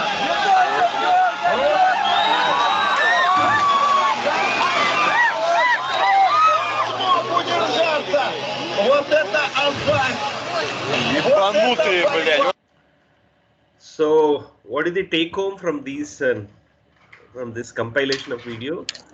Is that a person may be lucky once or twice, okay, but may not be every time. So therefore, one has to be very careful in knowing this. Okay. Hello. Hello. Hello. Can you please mute your mic? So this is just a compilation of some of the accidents that have occurred, especially in the oil sector. Okay, this is 14 to 70. If you look at this is the fatalities and this is number of accidents, rather injured. And these you all know. Sorry, these are the very famous episodes: Bhopal gas tragedy, and then Flux Pro. We also had Jaipur and ONGC Assam, right? If you look at how safety evolved over a period of time, okay. So here in 50s and 60s, we had only hardware, and it was a reactive era. Reactive era means you are trying to blame the person who is responsible for that. And towards 70s and 18s, we had some software. Okay, so this is considered as preventive era, and then this was process based, right? And then on the y-axis we have number of accidents, and if you look at the y-axis, it is continuously improving, that is coming down. That is because towards late 90s we had people who are experts in different safety domains, right? But still you are not reaching the zero incident. Okay, so this is the gap. Okay, this gap is called the human side of safety. Okay, the gap between where we are now and zero harm is referred to as the behavioral gap. That means, see, despite having all these things, you are still having some incidences. So how do you avoid that? By incorporating or by implementing BBS. That is if you are fulfilling the behavioral gap, then you can definitely reach what is known as or go towards zero incidents. Okay. So in order to reduce accidents at workplace, management does a lot of things, like we have SOPs, we have plant inspection, we have work permit, we have safety committees, we have training, etc., etc. All these things. And of course, most important is motivational programs we have, like quizzes, awards, incentives, etc., etc., which will be given to all the workers participate, and then they are given this, right? So why all these things is done? In order to achieve zero accident. But how does BBS differ from traditional safety? So BBS definitely is a proactive, and it discourages at-risk behaviors. Okay, it's all observation. So we try to observe the employees, whether they are performing good safety or performing a safer this thing or unsafe acts. Okay, safe or unsafe act, right? And just tell me whether these are myths or realities. Can investigation to find the root cause will improve safety? Yeah, to some extent, yes. And enforcing strict rules, 100% strict rules, will improve safety? May not be. Okay.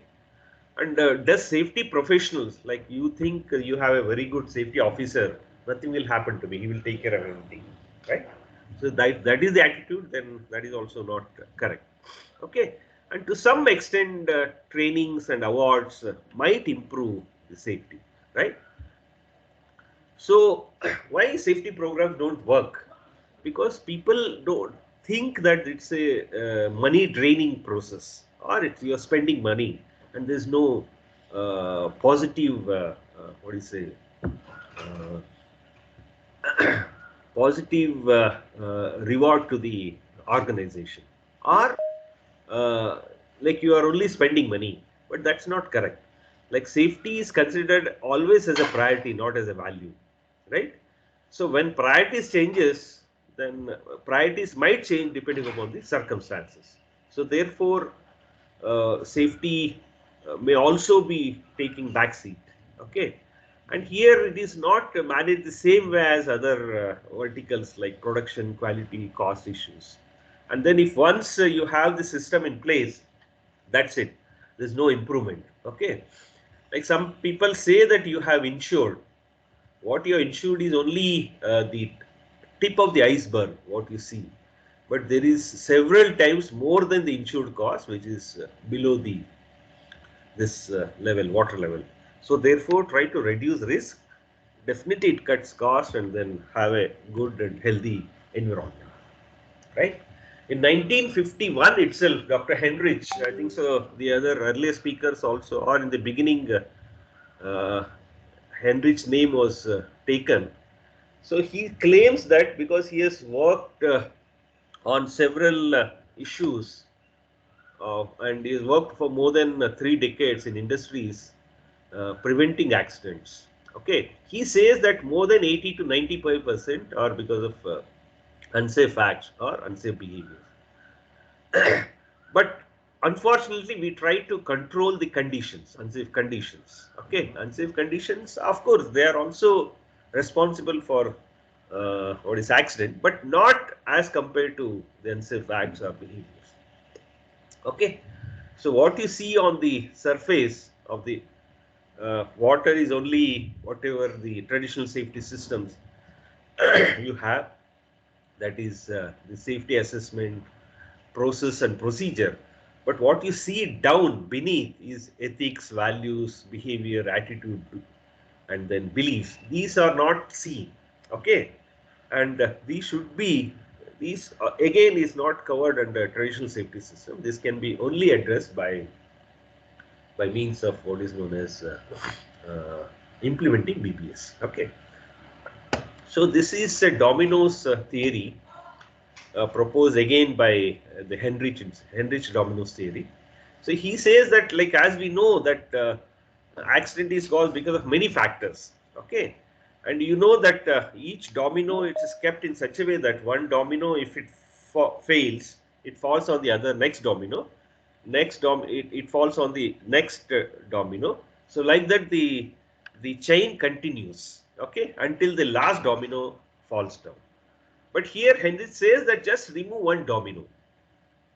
Okay, so that it will not, the chain, there is breakage in the continuity, and then it will not lead to what is known as accidents or injuries.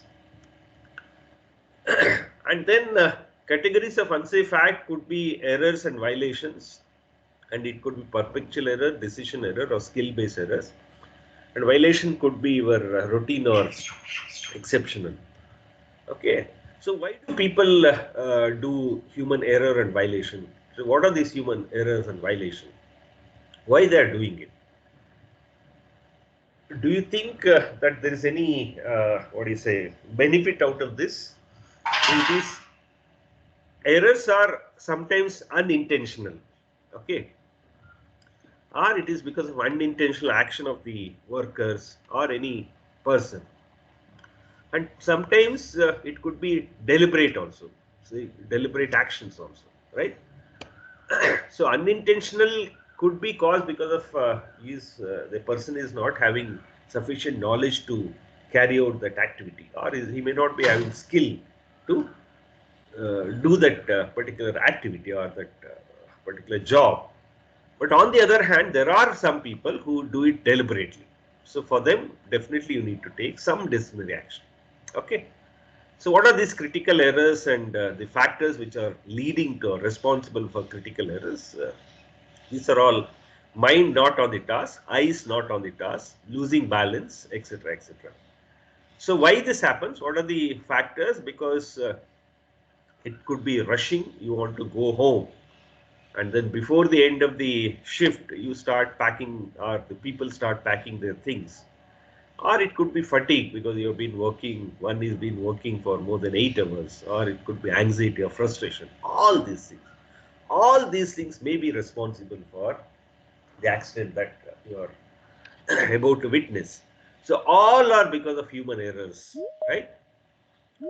So it's a very famous quote by Einstein says, if people are only good because they fear punishment or hope for reward, then we are a sorry lot indeed. That means, like whatever you are doing, you are expecting something.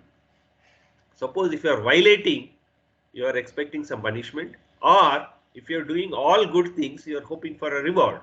If that is your aim, then I think so you are really not worth, or it's a sorry lot. Okay. So this is what people say. So nothing has happened to me. Don't worry.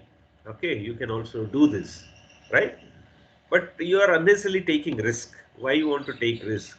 Because doing something which is unsafe is always the result, or the end of this is always you meet with an accident. Okay, or if you're failing to do something which is definitely essential, then also you are doing it. So why do people do this? So what is the reason? Okay, why do people do such mistakes, or why do people violate? So here people do it because they risk assess their choice of behavior.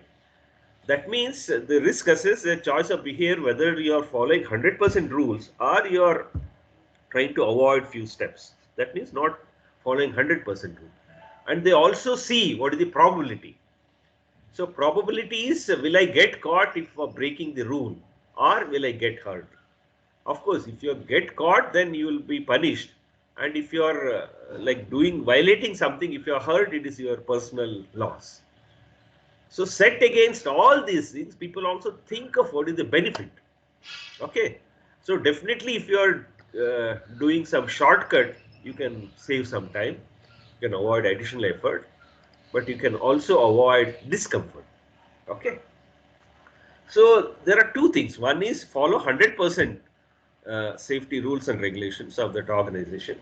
And if you are avoiding at any point of time some of these set procedures, then definitely you are going to have meet with an accident. If not today, tomorrow, or day after tomorrow, or some other day, right? Which you consider a bad day for that particular person. So therefore, the conclusion is it's worth taking risk because it is felt that negative outcomes are unlikely to happen. Like we think of worst, but that may not happen. Okay, you may get or you may be you may escape from any such happenings. But on the other hand, if you follow all the rules and regulations, the benefits are almost certain to occur, right? And it's actually you have to select this second choice, right? So now tell me who is most important person here in the picture, whether this fellow, middleman, or this fellow, or a person without any job, or he's not doing anything. Okay, he's doing nothing, but still he's an important person, because if he steps off, then both of them are going to fall. Okay. So safety culture, what we say is we have to achieve that step by step, right? And we think that awareness, creating awareness will improve safety culture, but that is the first step. Okay, then recognition, then of course management support is most important. Then shift is management view on the safety and its commitment, and then of course accountability, each and individual. And then, of course, the last or achieving that is culture is the safety culture, no longer a program. Okay, it's a culture. It's a culture. Safety is an integral part of operation, leadership, and employee involvement. So that should be inculcated in such a way that you should not consider that as something separate. Like that should be built in. So you are going towards low risk by doing so. So you have all the traditional safety systems in place, and you ask question whether our company is safe. We are following all the management system, safety management system, and is it visible? Yes, it is visible. What is the purpose? Purpose is to achieve zero accident. You have policy, you have plan, risk assessment, toolbox talk, use of PPEs, emergency plan, first aid, audit, etc., etc. So all these things are your traditional safety system. Okay, to achieve zero accident. But are you achieving it? Okay. Despite having all these things, you still have accidents. Why? Why do you have accidents? Why? A big why. Okay. Why do you have accident? Because what is the root cause? The root cause is carelessness, overconfidence, negligence, incompetency, shortcuts, lack of awareness, procrastination. So all these things are human behaviors, which is not taken into account in your traditional safety system. So this can be like that's what I said. If you are reinforcing the traditional safety system with the behavior-based safety system, then we can we can definitely improve or go towards zero accidents. Okay. So coming to the Henry's law or Henry's accident pyramid. Okay, he says the bottommost point or bottommost layer is unsafe act and unsafe condition. Next is near miss, and then minor accident and major accident. And statistically, it is supported by, like if you have 10,000 unsafe acts and unsafe conditions, that means you have 10,000 chances or opportunities to control this. If you don't control, then you end up in 300 near misses. Okay, and if you don't control here also, then you end up in 29 minor accidents. Okay, and if you don't take adequate steps here in order to control, it further goes and then leads to one major accident, which might lead to the insolvency or closure of the entire organization. Okay, so he says that the causes of the accidents could be about 2% is you cannot prevent it. Okay, it is happening because of some unforeseen incident or activity, right? And then unsafe act is about 10%, and unsafe condition is about 10%, and unsafe act is about 88%. So both unsafe condition and unsafe act are in your hand. So total put together, 98% of the accidents can be avoided according to Henrich, right? So just superimposing the triangle with respect to the iceberg principle, you have at-risk behavior at the bottom, you have near miss, minor, major injury, serious injury, minor, serious, and then fatality, right? So human behavior is both observable and measurable. So therefore, he says, some people say that it is can be managed. Can we manage it? I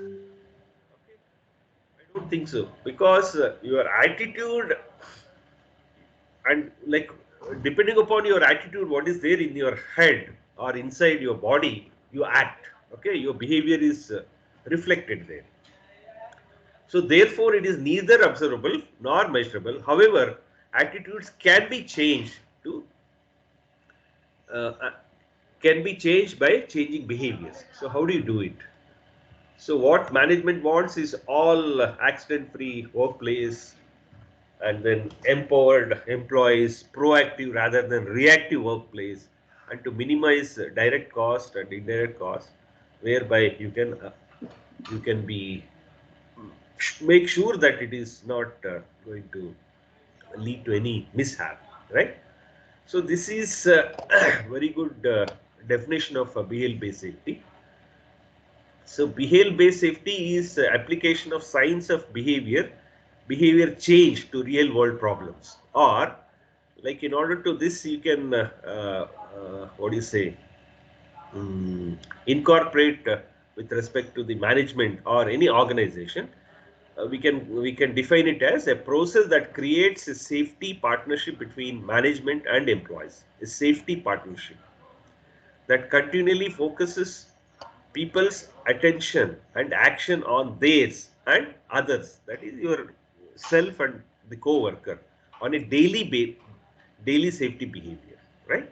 So all these things are like in one definition. You can see that how you are developing a safety partnership between workers and the management, so that you can avoid even the near misses. Okay, I don't know if I have sufficient time. I have a small awareness test. Can I go ahead with this?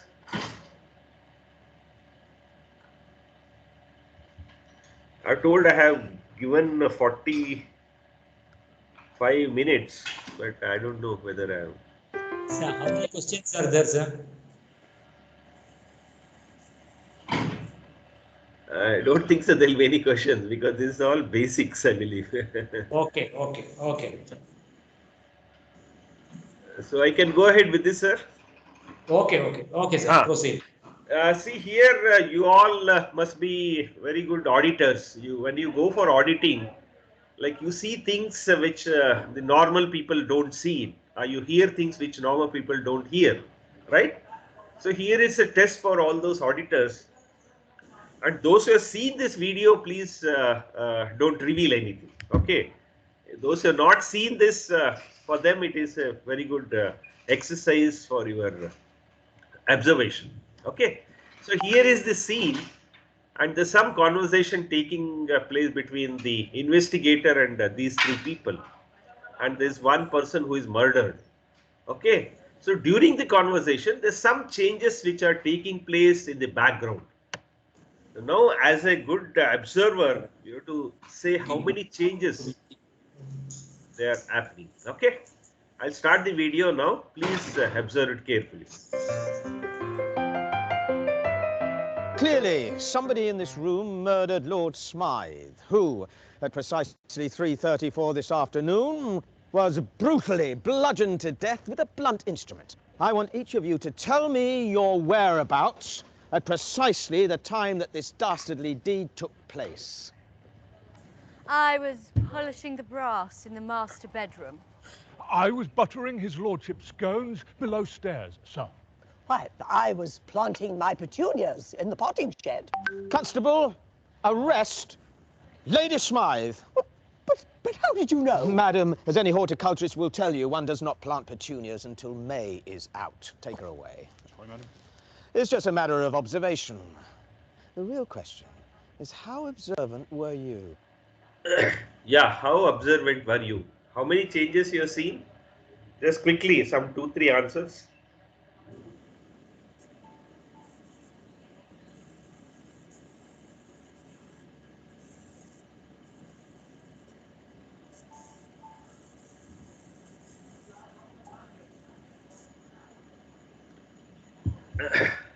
That portrait at the left side has changed. Okay, good. Yeah, good observation. Yeah. Anything else?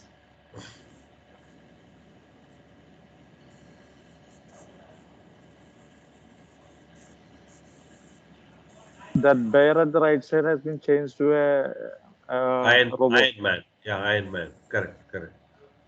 Yeah, that's it. Only 2 observations.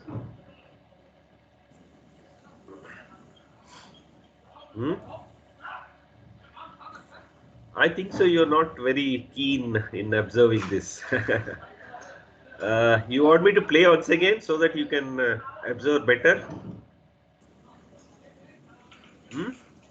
We have that provision. Okay. Okay. Please observe carefully. Clearly, somebody in this room murdered Lord Smythe, who, at precisely 3:34 this afternoon, was brutally bludgeoned to death with a blunt instrument. I want each of you to tell me your whereabouts at precisely the time that this dastardly deed took place. I was polishing the brass in the master bedroom. I was buttering his lordship's scones below stairs, sir. Why, I was planting my petunias in the potting shed. Constable, arrest Lady Smythe. But how did you know? Madam, as any horticulturist will tell you, one does not plant petunias until May is out. Yeah, any improvement here now? Numbers, in terms of numbers? The flower pot has changed. Yeah, flower pot has changed. Three differences. Okay, that's it. You see all these things. All these things have changed.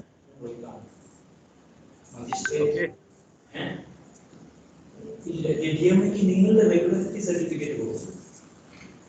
Okay. That's it. No more observation. One more. I just play it full.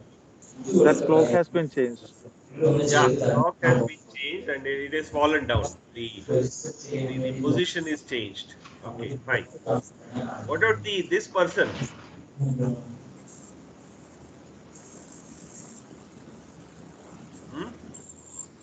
No idea.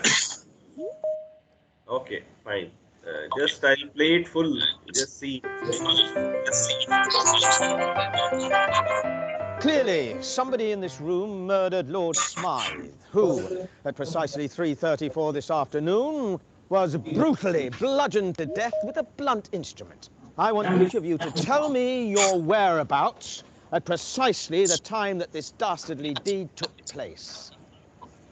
I was polishing the brass in the master bedroom. I was buttering his lordship's scones below stairs, sir. Why, I was planting my petunias in the potting shed. Constable, arrest Lady Smythe. But how did you know? Madam, as any horticulturist will tell you, one does not plant petunias until May is out. Take her away. It's just a matter of observation. The real question is, how observant were you? 21 changes. Have you seen? Just observe now. Clearly, somebody in this room murdered Lord Smythe, who, at precisely 3:34 this afternoon, was brutally bludgeoned to death with a blunt instrument. I want each of you to tell me your whereabouts at precisely the time that this dastardly deed took place. I was polishing the brass in the master bedroom. I was buttering his lordship's scones below stairs, sir. Why, I was planting my petunias in the potting shed. Constable, arrest Lady Smythe. See here, it's easy to miss something you are not looking for. So sometimes even like when you are driving in a very busy street, it could be even the small, what do you say, vehicle like cycle. Okay, so you should be even observing that. So that is what it says. Okay, so these are the 6 pillars of BBS: management commitment, feedback and goal setting, root cause analysis, then measurement, awareness raising, and then ownership and involvement. Okay, I'll just quickly run through because of the time constraint. And then BBS, the implementation of BBS and what is the total characteristics of the total safety, or characteristics of total safety is safety is considered as not as a priority, as a value. Okay, and each individual feels responsible for the safety of their co-worker as well as themselves. And then each individual is willing to go beyond call of the duty. This is very important. Like it's a human urge when your colleague is facing any problem, we leave everything and go. Sometimes it so happens that you rush to help and you are in a very awkward condition because you may not be following all the rules and regulations of safety. So that may lead to worsen the condition. Okay. So everybody is actively caring. So this is a typical BBS, what do you say, template where you can have a similar template made for your own organization. It's just a sample. Okay. How it works, you are doing observation and measurements. So you take the feedbacks and try to show them the trend. Then you have the root cause analysis done for that. And then you try to implement recommendations or reduce the number of unsafe acts. Okay. So these are the four components, key components: so behavioral observation and feedback, then formal review and observation data, and then improvement goals, and then try to reinforce for improvement and goal attainment. So in first, what we do, first step, we try to observe both safe and unsafe behaviors. And employees then provide positive feedback on the safe behavior and non-threatening feedback on the unsafe behavior. Okay. Yeah, someone, can you please mute your mic? Hello. Can you please mute your mic, sir?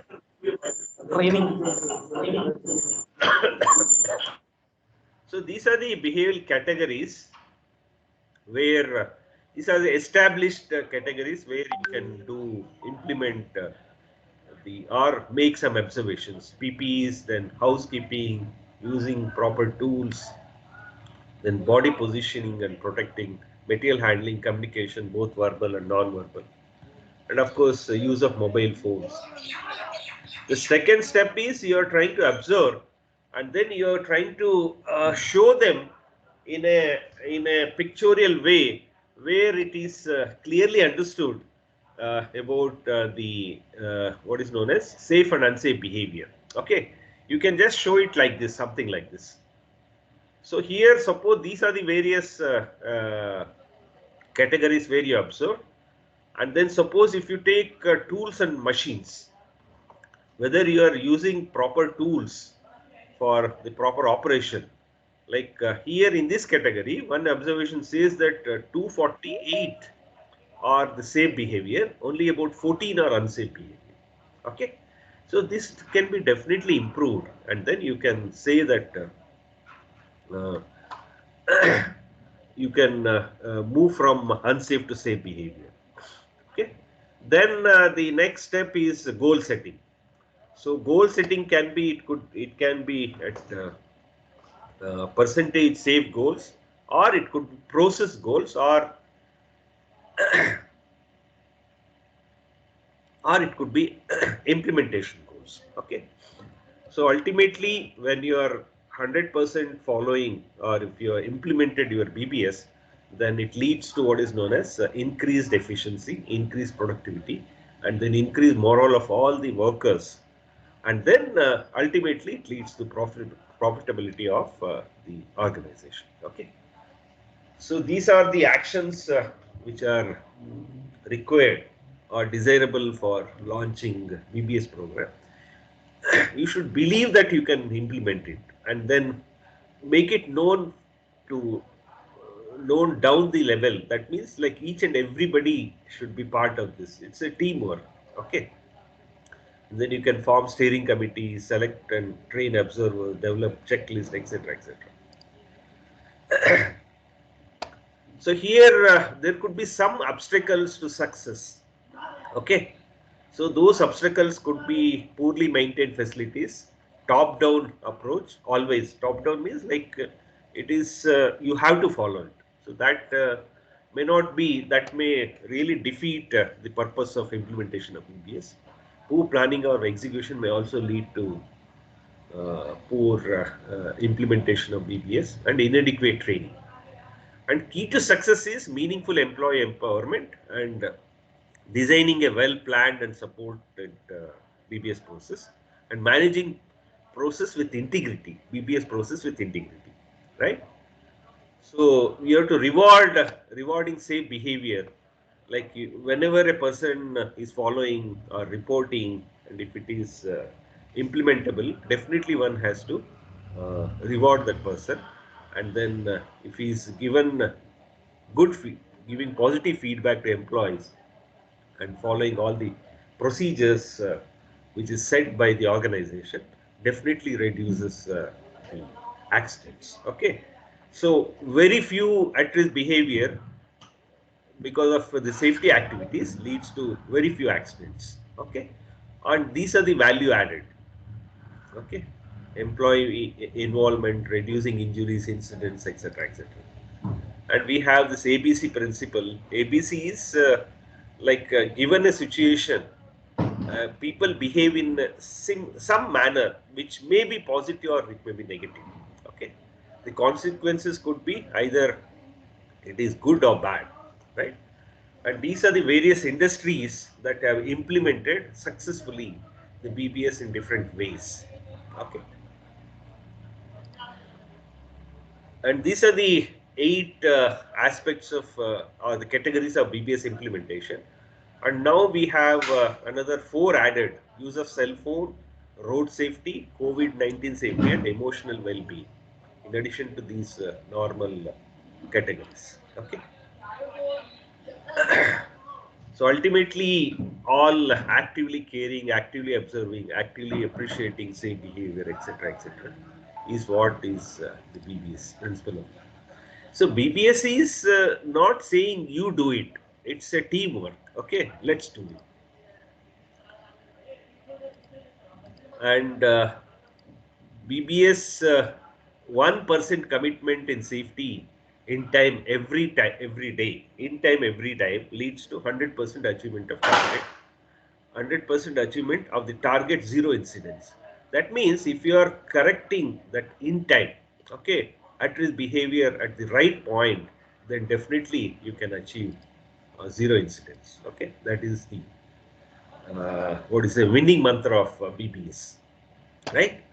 And 3 measures of BBS implementation at personal level is sincerity for every spot correction. You should never neglect a spot correction. If you see something wrong, you should stop and correct it immediately.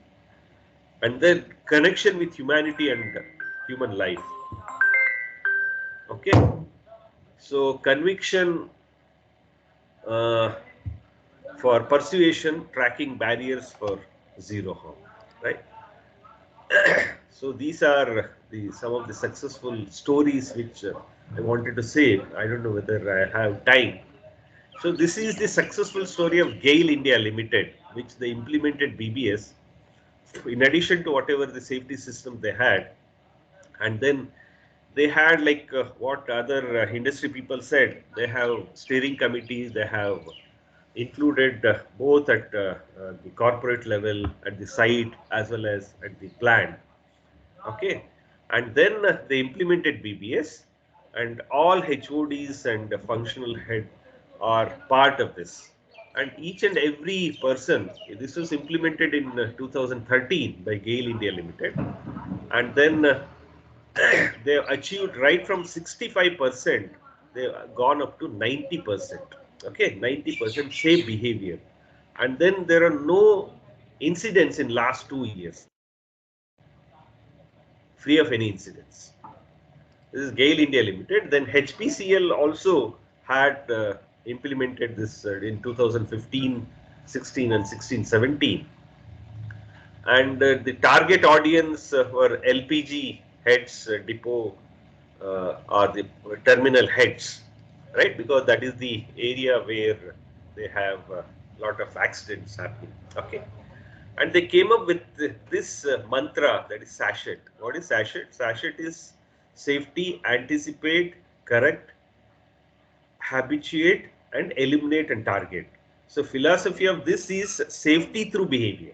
Okay, anticipate risk and then correct unsafe behaviors, and habituate by positive reinforcement, and eliminate at-risk behavior. And then what is your target? At last is 0 accident.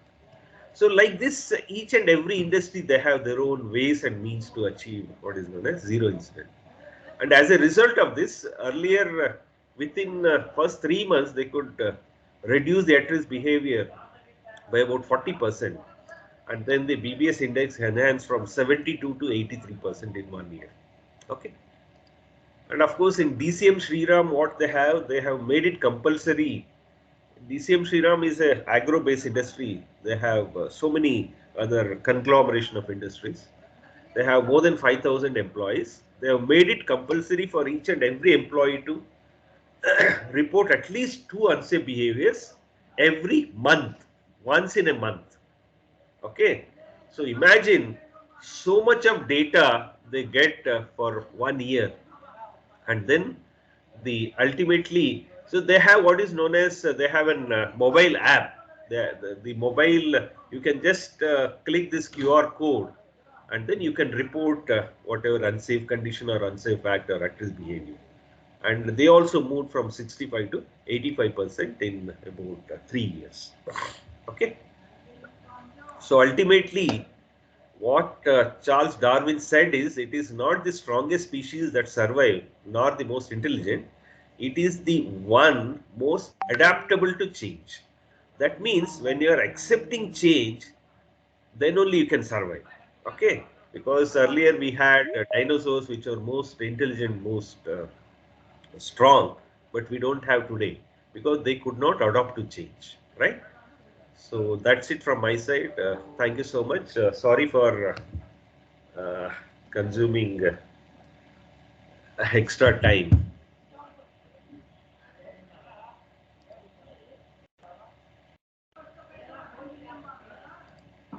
Yeah, that's it from my side, sir. Hello. Thank you, Shankarji. Can you hear me? Yes, sir. Yes, sir. Definitely. Yeah, because the first two presentation we had from that industrial angle, the success story from the industries. Yes, this Shankar Murthy from the academy is an academician, but he had given his presentation in a different view, and he had also captured success story of GAIL and HPCL and also DCM also. He had presented that success story also. And Mr. Shankar Murthy, and he has also touched the National Safety Council, that theme for the National Safety Day 18 and 19, that is reinforce positive behavior, and 19 cultivate and sustain that good behavior like that. And I think 2022 also you could have captured. Correct, sir. Nurture young minds. Yeah, that is also, that is also good for you. I include it in my slides. Okay. Thank you. Then some doubts. These violations in the behavior-based safety, no disciplinary action are taken against violators. We are correcting to corrective actions. But in your presentation, violations, it is corrected by disciplinary action. That is what you had mentioned in your presentation. Yes, sir. Violators, like those who are violating. That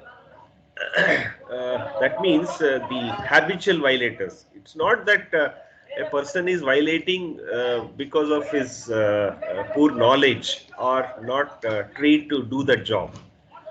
Like some people violate even though they know they are supposed to do this, they're supposed to follow all these steps, but still they violate it. Okay. So those people require some corrective action. Okay. And of course, it is always better that you try to convince them. Okay, BBS doesn't support taking any severe action. Okay, it still says that you have to convince them. It is for the good of yourself as well as for your co-workers. And please do follow all the rules and regulations. Okay, sir. Dilip Madhavan, any questions? Sir, no questions posted in the chat box yet. If anyone would wish to ask anything to the speaker, please go ahead. Any participant?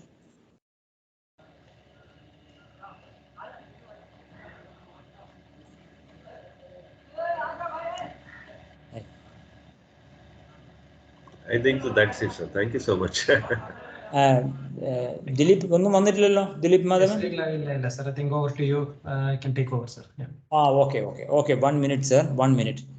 Sir, we had some 2 foreign nationals, Mr. Jason Woods and Mr. Martin. I would like to know how you feel about the behavior-based safety webinar, and what attracted you to attend this webinar?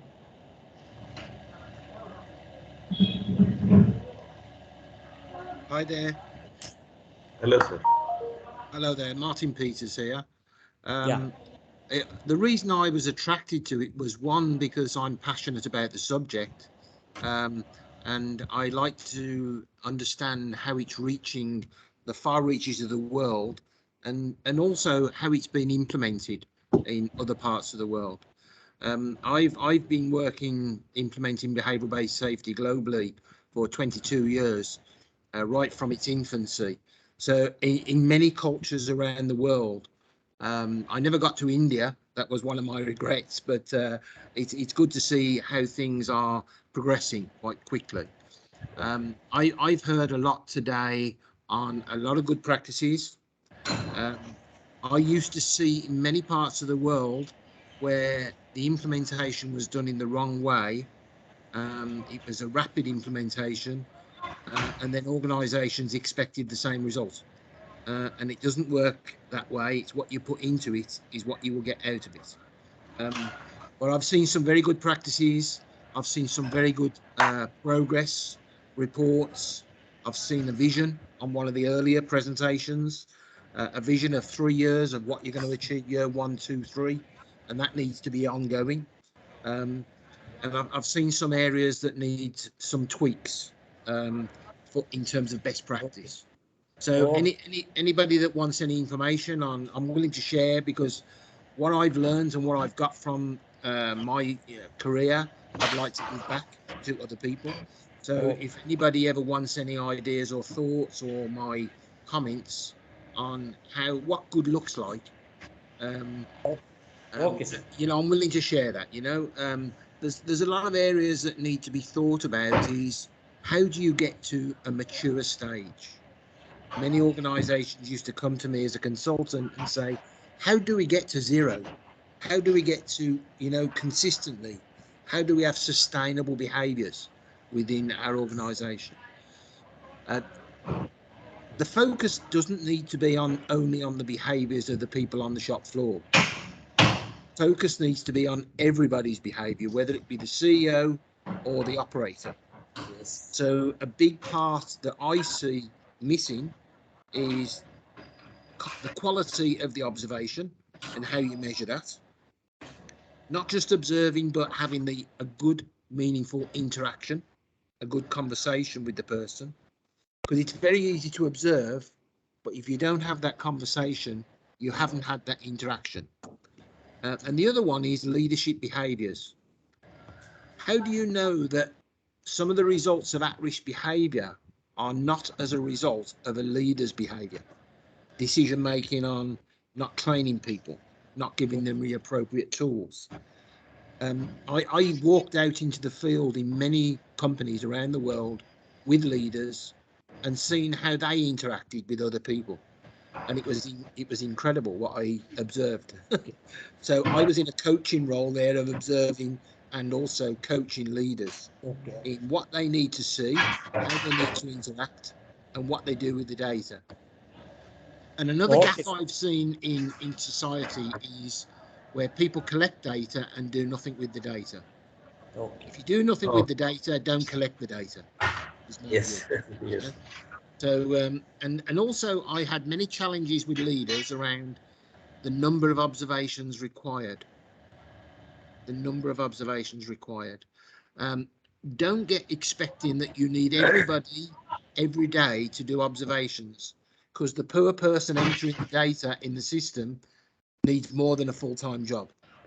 And then you have to go back to, is the quality of the data good quality, high quality? So I'd rather have fewer observers doing high quality observations with the right behaviors in the right areas than everybody doing observations, you know. And I see this differ in different parts of the world. So these are just some things that I've learned over 22 years of doing this role. Okay, Martin G, for your good feedback. Jackson, I'm very encouraged by listening Jackson, to. Jackson is there. Mr. Jackson. Sir, can you please share your email ID, Martin sir? Yeah. So that we can have interaction further. Yeah, you can write it in the chat, I think. Chat box, yeah. Yes, sir. Chat box, you can chat. I now invite Mr. Nantakumar, Senior Associate and Vice President and Head Manufacturing and Project Carborundum Universal Limited, Kalamassery, and he is also convener of HSC Forum Kerala. I invite him for the vote of thanks. Nandakumar, please. Thank you, sir. Good afternoon to all. Without much ado, let me get into the job. In between, I will also touch upon the speakers, what they have talked about. I think it was in 2020 that the HSC Forum and National Safety Council Kerala chapter took the pioneering step to celebrate June 22nd as BBS Day. And this is the third year of BBS Day celebration being conducted by National Safety Council Kerala chapter. We have kept the momentum going, and I would like to credit this for giving that impetus and the momentum to the BBS drive in Kerala, to both our chairman of National Safety Council, Sri Pramod, who is also Director of Factories and Boilers, and of course, our ever vibrant Honorary Secretary, Sri Dr. R. Ramesh. Sri Pramod, Director of Factories and Boilers and Chairman of National Safety Council, could not join us today. But I think, as most of the speakers articulated today, he has been putting across a vision of zero accidents. So having a dream first, dreaming the impossible and trying to drive that. So he's not just envisioning something on safety, but he has been spearheading the drive throughout by his guidance and programs, various activities related across not only factories, but I would say all the public at large. A lot of initiatives, drives have been brought, not only through National Safety Council, but through the Department of Factories and Boilers and through other media forums as well. In his absence, I would like to thank him for the guidance, support, and inspiration that he has been providing as the chairman of the National Safety Council Kerala chapter. Today, he could not join us due to his official engagement, and his absence has been very effectively made up by the presence of Sri Chako M. Jose, Chief General Manager of BPCL and Vice Chairman of National Safety Council Kerala chapter. On behalf of the NSC-Kerala chapter and HSC Forum and all the participants, we thank Mr. Chako to be here with us, to give that gives his presence, gives a lot of importance that the BBS movement has acquired, and also providing a kind of the inspiration to percolate it across all organizations. So thank you, Mr. Chako M. Jose, for being with us today. We had three distinguished speakers today. The first speaker, Sri Pawan Kumar Rao, I think he had been working on an organization with a very huge manpower, and of course with more than 2,000 plus associates or the contract workmen, and managing safety indeed would be a challenge to anybody who would have worked in a similar industry.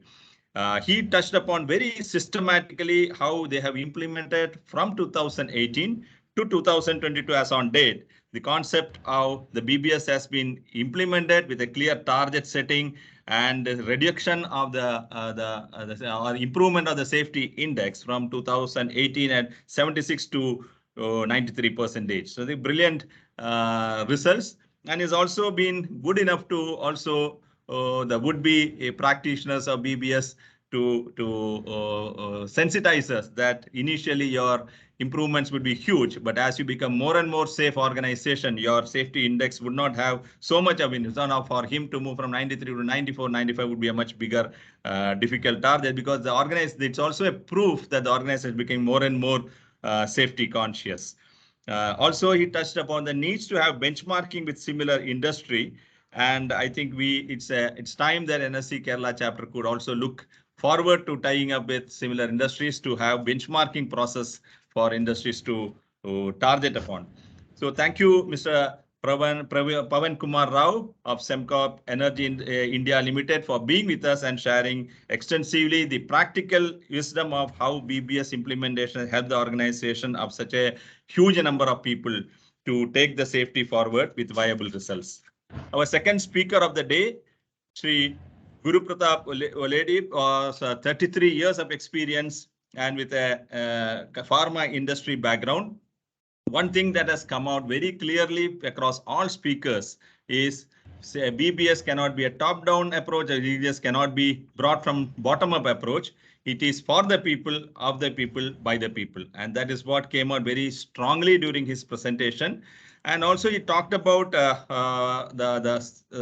concept of life-saving rules or life-saving behaviors that they have identified 14 life-saving rules that are a must to be followed, and no violation is permitted. Though during the question and answer session, he clarified that so far no punitive action is taken. I could infer from the third speaker that I think disciplinary actions due to deliberate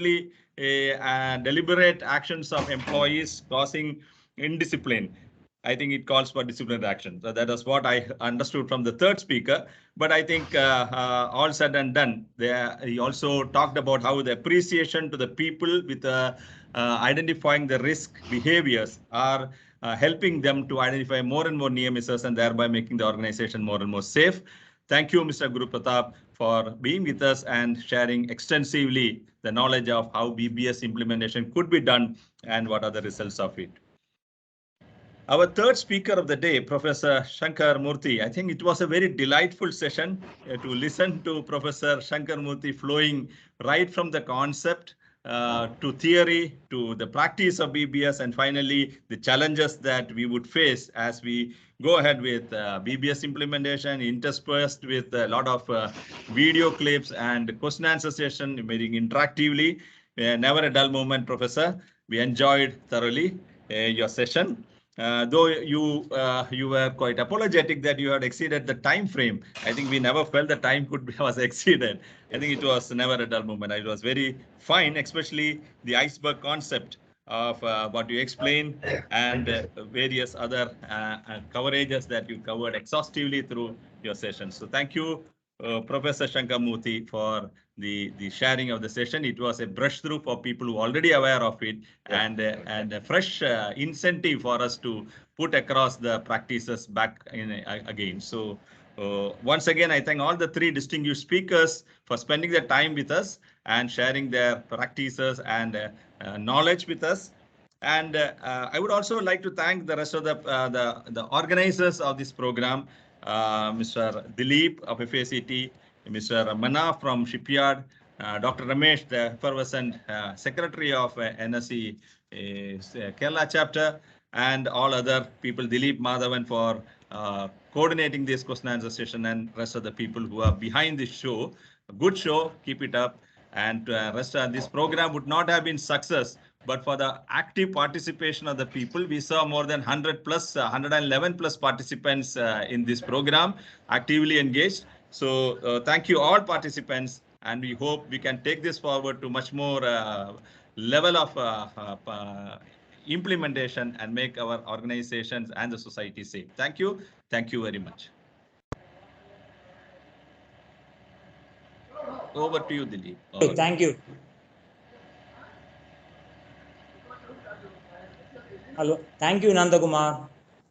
And it is clearly whatever the speakers has rightly told, BBS is implementable and no much time is required. Here people used to talk BBS requires a lengthy time. It is like the people used to comment, it requires a lot of time to make a result. But it is not like that. Even our Mr. Pawan Kumar, they had implemented it in 2018, and within a span of 5 years, they have achieved a good result. Similarly, Guru Pratap also told they have also implemented recently. So my dear friends, it is implementable and it is achievable. So I thank all participants who participated in the third webinar of behavior-based safety 2022, and all HSC Forum committee members, HSC Forum members, and also National Safety Council Kerala chapter office bearers and committee members for being with us today. So let us have our national anthem played right now.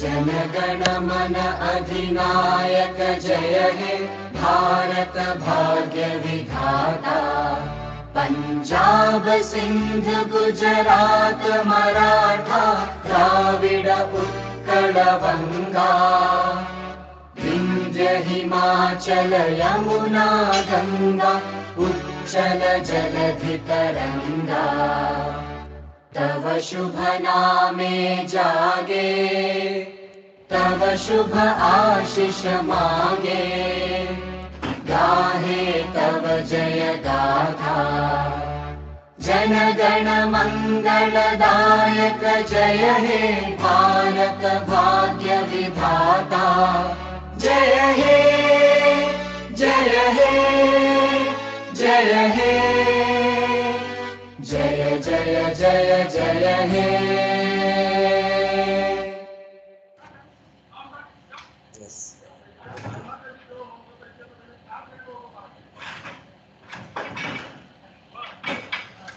Okay, sir. The meeting is disclosed. Thank you all.